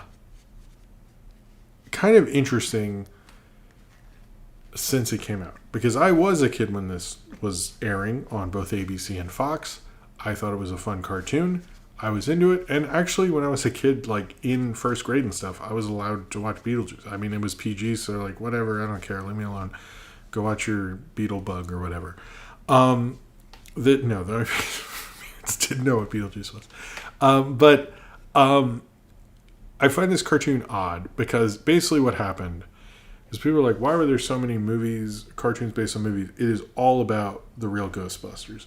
When that became a monster hit, and this very much replicates it in terms of its success and how they did it, it became a huge hit. It was on 6 days a week. There was the syndicated episodes, and then there's ones airing on Saturday mornings. I forget which network that is. I know you think I would remember that, but I don't. And Beetlejuice, towards the end, was also doing that as well. But whereas I think Ghostbusters, people are like, well, it was a grown-up thing, and then it sort of became a cartoon show. And they did change like some of the attitudes, and the designs don't look like certain people and stuff. But it's sort of same core concept. There's sort of the same characters. Slimer's their friend, but it doesn't like change all that much. You know what I mean? Thank you. I'm glad Ryan was the one that mentioned this. Thank you, Ryan. However, on the Beetlejuice cartoon, in the movie Beetlejuice is like the bad guy, and like, you know, wants to marry a child bride to, you know, use his evil powers to take over the world or something. And like nobody likes him, and he's definitely like this horrible person. But in the cartoon, he's Lydia's friend, and we start off this cartoon, you know, I watched the movie, let me just say this, I watched the movie last night, and I see like, you know, Winona Ryder's like, no, don't let me marry Beetlejuice. I hate Beetlejuice. He's the worst person ever. He's horrible. It's the worst. And then I watch this, and it opens with Beetlejuice like, oh, Lydia thinks it's a 1-year anniversary of us being best buds. I better get her a present. How am I going to do that? I don't have any money. And I was like, this is a weird tonal shift. Whoa. I don't know how to... Like, that's how it opens. That's how it opens. That's how the cartoon starts. Like, I know there was like probably the difference between now and then is that like you would watch the movie, probably saw it in theaters in 88. This didn't start till 89, and you know, you probably like just remembered, hey, Beetlejuice was a cool movie, and you're like, I guess they're what? I feel like the time between it kind of helped it probably. I don't know. I remember as a kid not questioning it too much, and I did watch the show and the movie, so I don't know. The theme song, which I've seen the theme song where he wakes up and it's really well animated, I've seen that everywhere on Twitter, but when I watched it on Tubi, it had a different version of the theme song, animation version. As a kid, I remember the different versions, and I never understood which one was for which. Maybe the other one that people is for the syndicated one or something, and that's for the ABC ones. I forget like why there are 2 separate ones, but there are 2 separate ones, and I remember that as a kid. And I remember going like, oh, it's this one. And I remember liking the other one animation-wise as a kid as well. But maybe I'm just like, who knows? It was a long time ago. Okay, Ryan clarified it. Thank you. The one I'm which one is the better animated one? The famous one is from the Fox episode. Okay, thank you, Ryan. The one that's been trending is from Fox. That's from me. Okay, that's sort of what I thought was the deal. Anyway, I think this is a weird episode. I'm sort of talking about the show and my memories of it as well as episode 1 because I do think this is a strange ass episode to start with. I was like, okay, this is the first one that aired, I guess. But it's basically like Lydia, who also, when she meets up with Beetlejuice, she goes from like her regular clothes to like this cool like spider red poncho-y thing and looks really cool, and then is friends with Beetlejuice and they're best buds now. Yay! Which is also weird because the red poncho reminds you of the red wedding dress when he was going to marry her as a child bride. There's really no good way about this.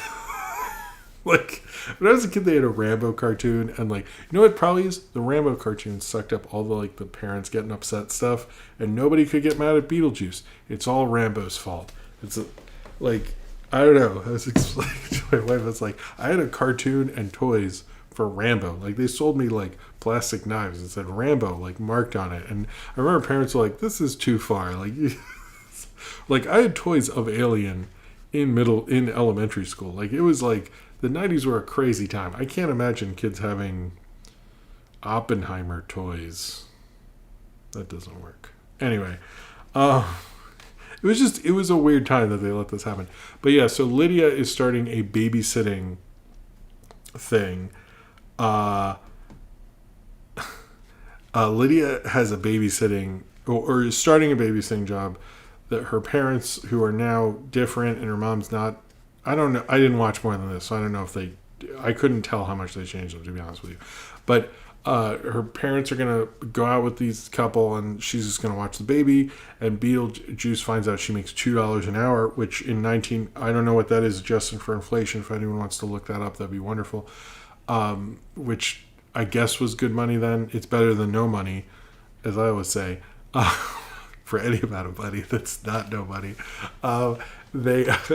She finds out she can make $2, and Beetlejuice is like, I have to get my best friend a present because we're best friends, and I'm not a creepy person in this cartoon that's made for children. That's not distressing.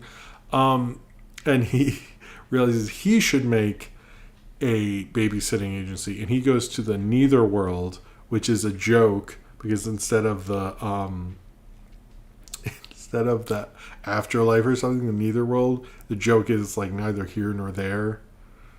Get it? Anyway, so he goes to the Neither World and he starts babysitting like monster kids and stuff. The monster kids end up destroying the shopping mall, and then he's put on trial for like letting these babies go crazy. And Lydia shows up with the baby she's watching, and it's a collision course to wackiness, of course. I have a lot of pleasant memories of watching this. More on Fox Kids, although I definitely, if I know both, it's just under $5. Thank you, Dan. $2 is $5 now, so that's, I don't know. That's depressing, I guess. Where was I? Oh yeah. This was definitely a weird episode to start with, but I definitely watched it on ABC and Fox. I remember it more on Fox. And it did play 5 days a week. I don't think it played more than like a year or something, and maybe they brought it back for Halloween a few times or something like that. And they have like a French skeleton apparently and other things. They don't really get into that with this episode. I do think this is a weird show because it does take let's take Ghostbusters and make it a cartoon. Let's take a movie franchise, and make it a cartoon to fucking extreme. Hey, Ace the Wind Rider, you missed your thing there. How's it going, man? It very much changes it, but I remember just like loving this show when I was a kid. It was very much something I was into. I had the Burger King toys. I had the toys that were just merchandise, like action figures, which were merchandise from the movie. I had a ton of that stuff. I was very much into it. And now when I watch it all, I find it totally bizarre, but it really works as a cartoon. And part of the reason, and I find this to be odd, is it was developed by Tim Burton. Like, Tim Burton was involved in developing and figuring this out as a cartoon. Maybe he was smart enough to realize he'd make like a lot of money from this or something. But like, it's weird to me that, like, as much as, like, Michael Keaton and Winona Ryder, and they don't even mention Gina Davis and Alec Baldwin. I don't know what the deal is with that, but and I think they're not even in the sequel. Like, they only get to be in the first movie. It's weird, but it's also like the Tim Burton style was very much everywhere. Like, whether it be, I think he had little involvement with Family Dog, a lot of the animation style. Like, I think Eek the Cat probably couldn't have been made without this art style to being such a hit. Like, I think the Ren and Stimpy era and everything like that happened, this worked well with everything that was happening in the early 90s. Like, it worked out pretty well. And Tim Burton was, a huge director in the early 90s. But I think, like, his style and his sensibility was sort of everywhere. I remember him just, like, feeling like he was sort of the Spielberg of his time or something, like a director who just, their style, like, took over the industry, and especially animation. It was really everywhere. And, like, I think this is sort of the maybe, obviously his movies are more patient zero, but this is sort of like probably deserves more respect for doing that than it really gets. The two voices behind it, Lydia was Allison Court, who also voiced Jubilee. I think most kids I knew that, because she doesn't change her voice at all between the two, and they both aired on Fox Kids, so there's a good chance you'd see an ad with Lydia in it while you're watching X-Men. Which is cool. And Allison Court, who you recently saw in just that one the one arcade episode of X-Men 97, as well as actually the voice of Beetlejuice, Stephen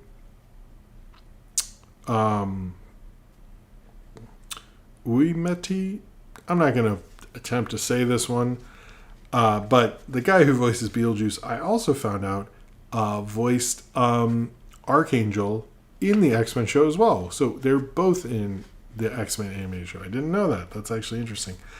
I think this was a fun, cool show. I know it's actually airing on MeTV Tunes every morning at 7:30, I think. I think it's super bizarre that this was a cartoon, knowing the movie, but it was a cartoon like we all watched, and it was just the sensibility of the time. I think it captured, like, I think it was the right property to make a cartoon show at that time. It worked absolutely well under the animation style and everything, and it actually sort of became a precursor a bit, because most of the things you want to talk about that were like that came out after this show. And maybe you could make the I know, like, I saw one, maybe it was the Sci-Fi Channel used to make, like, did you know sort of things, and saying how, like, Beetlejuice in this cartoon was kind of a precursor to, like, the genie in Aladdin.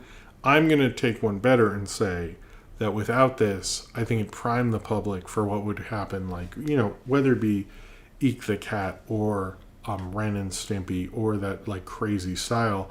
This was, like, before that. It's sort of like between Mighty Mouse and the rest of that stuff that would come after. And maybe, in a sense, it is sort of the ladder between the two that got that kind of design. And it's far better. I would say the animation is a little better than the stodgy crap that was around in the 80s and stuff. And so I think that sort of helped. Obviously, the theme songs, both of them, the animation is far better. And I also, one random shout out, I like when they do the weird computer animated commercial things, and I forgot they did that. But anyway, I think this maybe deserves a little respect for the 90s. We don't talk about this cartoon as much, as big of a hit as it was for a time, as big of a pop culture icon as Beetlejuice really is. If anyone wants to count how many times in this I said Beetlejuice, I'd be curious in the comments. But I do think, like, watching this, I don't really get this, and seeing it next to the movie is super weird. I don't think I've ever watched them directly before, and then it's like the difference is like tonal whiplash.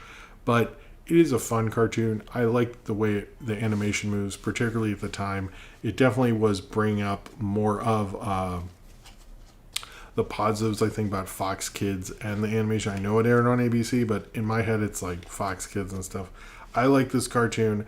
I think it was fun, but the difference between its source material will make you think you're watching Watchmen Babies for a little bit, but you're not. It's just a fun Beetlejuice cartoon, and maybe you should just chill out about that this guy went from making Lydia his child bride for them being best friends. And what's really wrong with that? Sorry, that was a weird ending. I'm sticking with it. Fuck it. All right. I wouldn't mind doing maybe I should do more of these like episode 1 kind of reviews, and I wouldn't mind doing Eek the Cat because I don't think I was like thinking about that with this. I was thinking about Eek the Cat. We should do. We as a society do not bring up Eek the Cat, and you know what? I think people will be more pro Eek the Cat despite all the jokes about his fat girlfriend. That seemed to be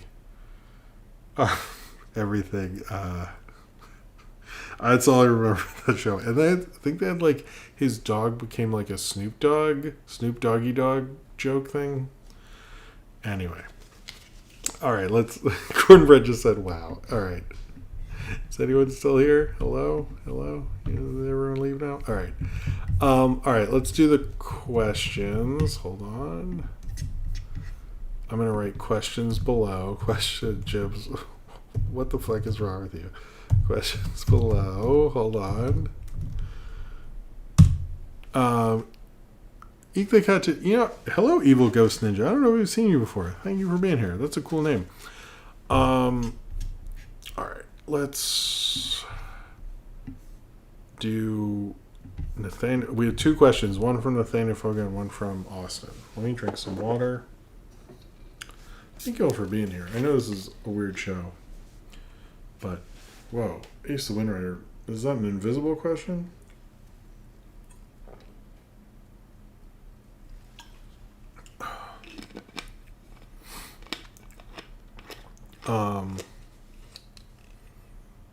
Oh, thank you for being here, Dan. I appreciate it. Hi, because he had anyway. All right. Nathaniel Foga asks, think Mufasa will make anything even close to what the 2019 film made? No, I do not think it'll cross $1 billion. I think it could surprise people, and I'm a little not willing to throw it out because of Barry Jenkins, but I think it will do well enough, and I think it might surprise people what it does make, but I don't think it's gonna do. That was the 2019 box office is not something I think we can just replicate. All right, so this is Austin's question. I have not read it other than that I knew Austin asked the question. He said, "Hey Jim, hope you're well. What a great show. My question, which will be the last because it always afterwards you will say, like it's that you read Cornbread question first in the YouTube chat. Anyway, Mike, I don't understand that. Anyway, wait, hold on. Let me start over. Hey Jim, hope you're well. What a great show. My question, which will be last because it is always afterwards, you will likely say it's that then you will read Cornbread's questions first in the YouTube chat. I will not. Well, he asked the first question. That's not fair. Anyway, my question is, watch Beetlejuice this past weekend. Didn't like it as much as I did the first time. I agree with that also. Any movies on repeat viewing you didn't vibe with as much? Well, I did actually bring up Godzilla, the 2014 Godzilla. I would put that in there. A lot of them didn't vibe with this. I don't want to just take it. I want to come up with a new one because I said that earlier. I felt that way about like Clerks and The Crow, but that's more of just like I don't think the movies are different, or I was wrong about it.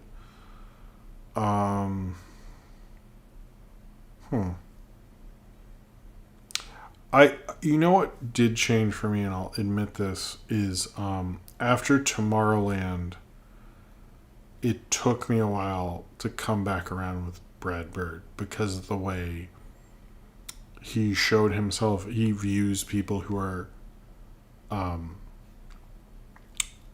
being like he thinks people who are creative or come up with ideas are sort of like better people than anyone else, and that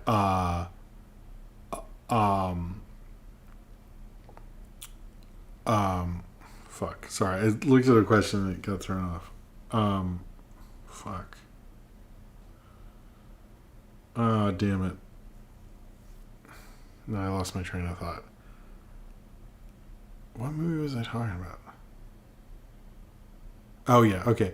That Brad Bird felt that he was better than someone else. And so when I watched the first Incredibles again, I didn't like it as much as I'd liked it before. But then I rewatched it again, and I do feel like that's more about someone not being fulfilled in their job. And I think it eventually it comes back around, but it did sort of like change him for me, and it sort of ruined those other movies a little bit, and it took me a bit because Tomorrowland, I just hate those kind of politics. I really don't agree with people who think that. It's just like, you're not superior to other people, and he definitely feels that way about himself. And I get that he's like Brad Bird, he's very talented, but that would be a movie that changed a filmography for me, to be honest with you. It took me a minute, but now it's like I watch Iron Giant and I'm fine with it, but sometimes it'll like poke up in the back of my mind that like he not only feels he's better, he had to put that in his fucking filmography. It's just like, I don't know, kind of rubs me the wrong way about him. I still think he's a very talented director. Like I love watching, like we watch Iron Giant like once a year, and I think that movie's great. And like when I watch The Incredibles, the first one, I like it. I think it's also when I watch Incredibles 2, I'm like, Jesus, what the fuck is that? And then and then it like gives me like, I can go like, maybe he didn't fully commit to these bad ideas till like post Mission Impossible. So anyway, that was maybe a long answer, but all right, let's go. I would like to answer everybody. Okay. First off, I want to bring this up from questions below. Okay, well, cornbread was first. Although, it's not an Ace the Winner question. Yes. See, I didn't do cornbread first. Next, cornbread. What's up with the Minecraft through me? Thumbnail, it's a wolf. That wasn't even a trailer from Where the Second. What garbage. They should put a katana wolfman to make up for it.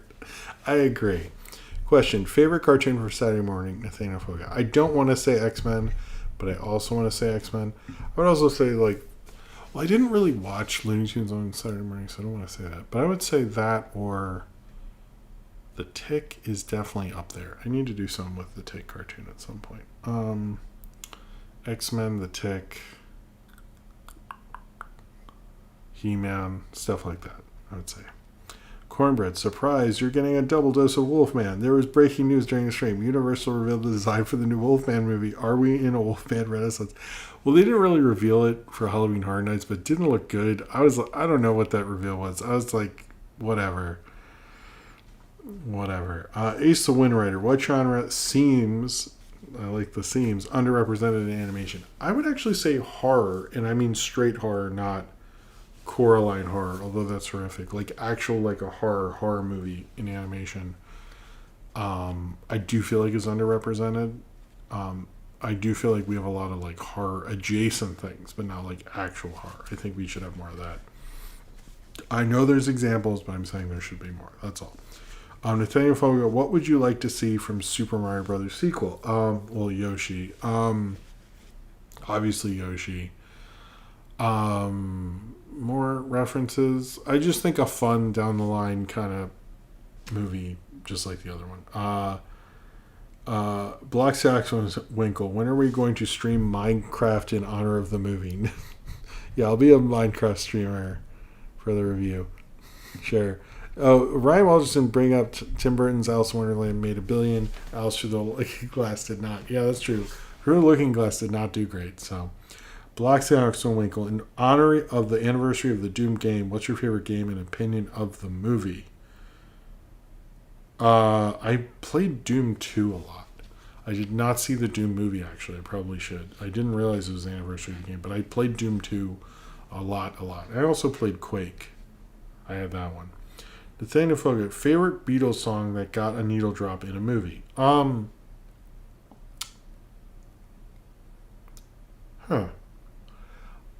The one that comes to mind, I guess, is a Beatles song, but it's a cover.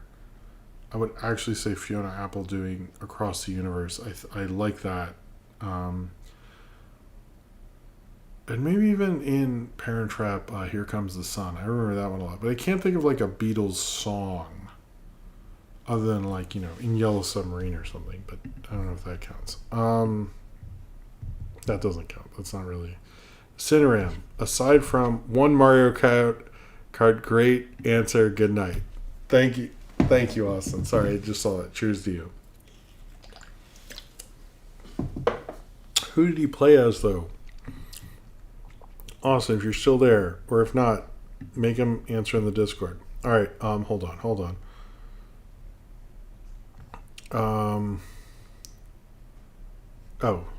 Favorite Beatles song? Oh, sorry. Sinram asks, aside from the picture you received, aside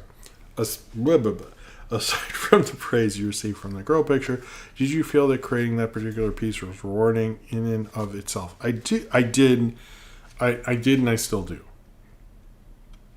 I did because I always wanted to create something that people liked, and I did that really young, and I felt like it gave me some confidence, and which helped because a lot of high school was me, like, the only thing people would put on were plays, and was like writing plays that, like, that's a whole other kind of long story, but like I did write a play and it got into a play competition, and like we tried to put it on, and like it would get some notable things, but it would be like people reading it. It was just like, it was really hard to make anything in Maryland because there's no YouTube then and stuff.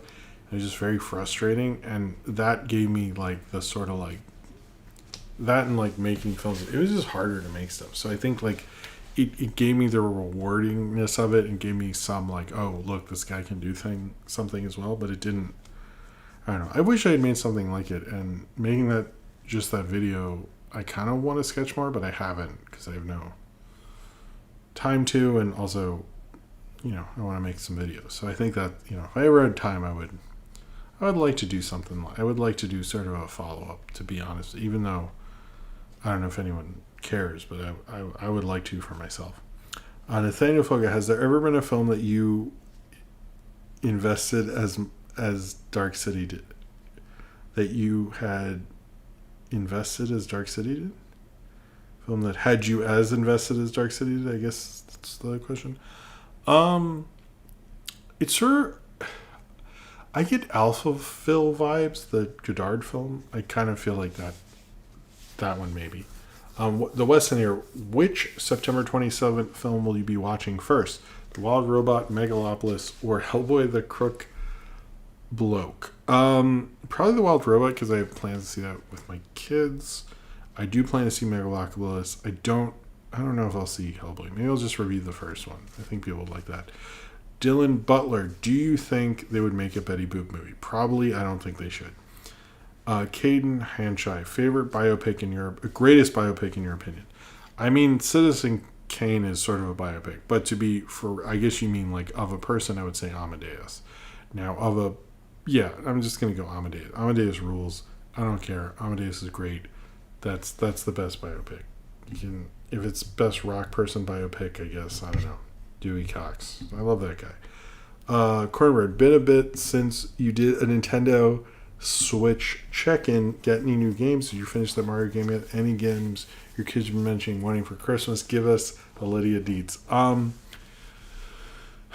Sophie beat Mario Wonder, and now she's playing it under my account. I barely played it. We need to play Mario Kart more.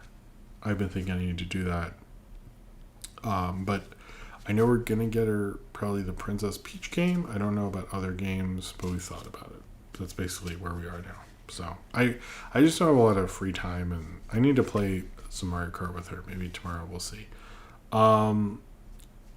Nathaniel Foga, think that Wachowskis could ever make a solid comeback? I think they could, to be honest with you. I think they could. Daniel Bergen, can't Damon Lindelof take the blame? Sure, why not? Ryan Welch just said, Animal said the wolf in the thumbnail looked like the grizzly bear from Disney's California Adventure. Okay. Oh, this stream coincides with the 97th anniversary of Oswald the Lucky Rat. You know what I would like to do as a short at some point? I was thinking about this because I been watching the Walter Lantz stuff. I would like to do maybe do some Oswald shorts, and then do the first couple Walter Lantz Oswald shorts without Ub and Walt, and contrast and compare. I would like to do that at some point. I don't know if people will be into that. Let me know.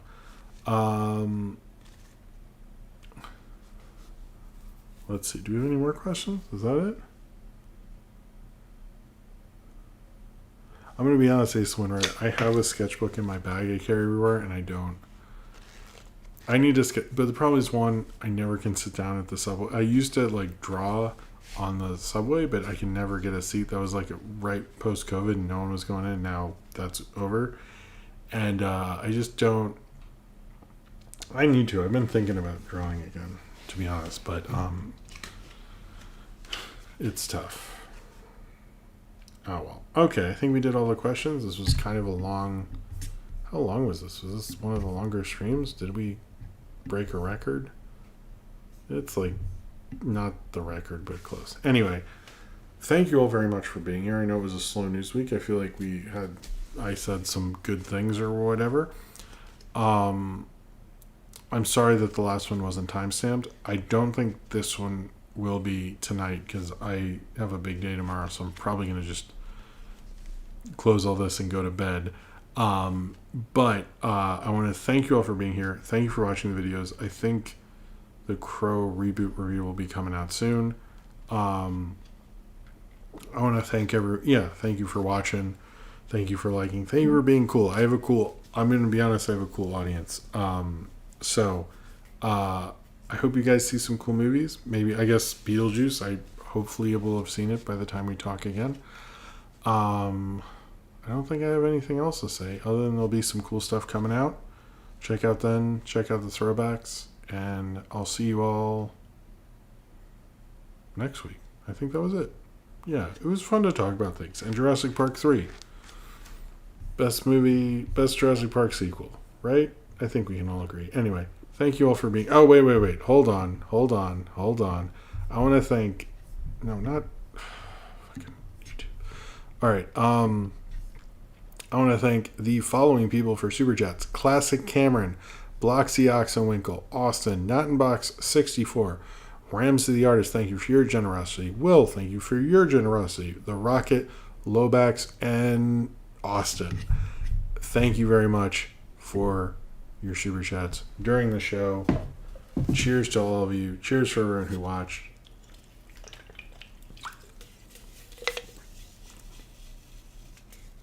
I mean, it's a sports energy drink.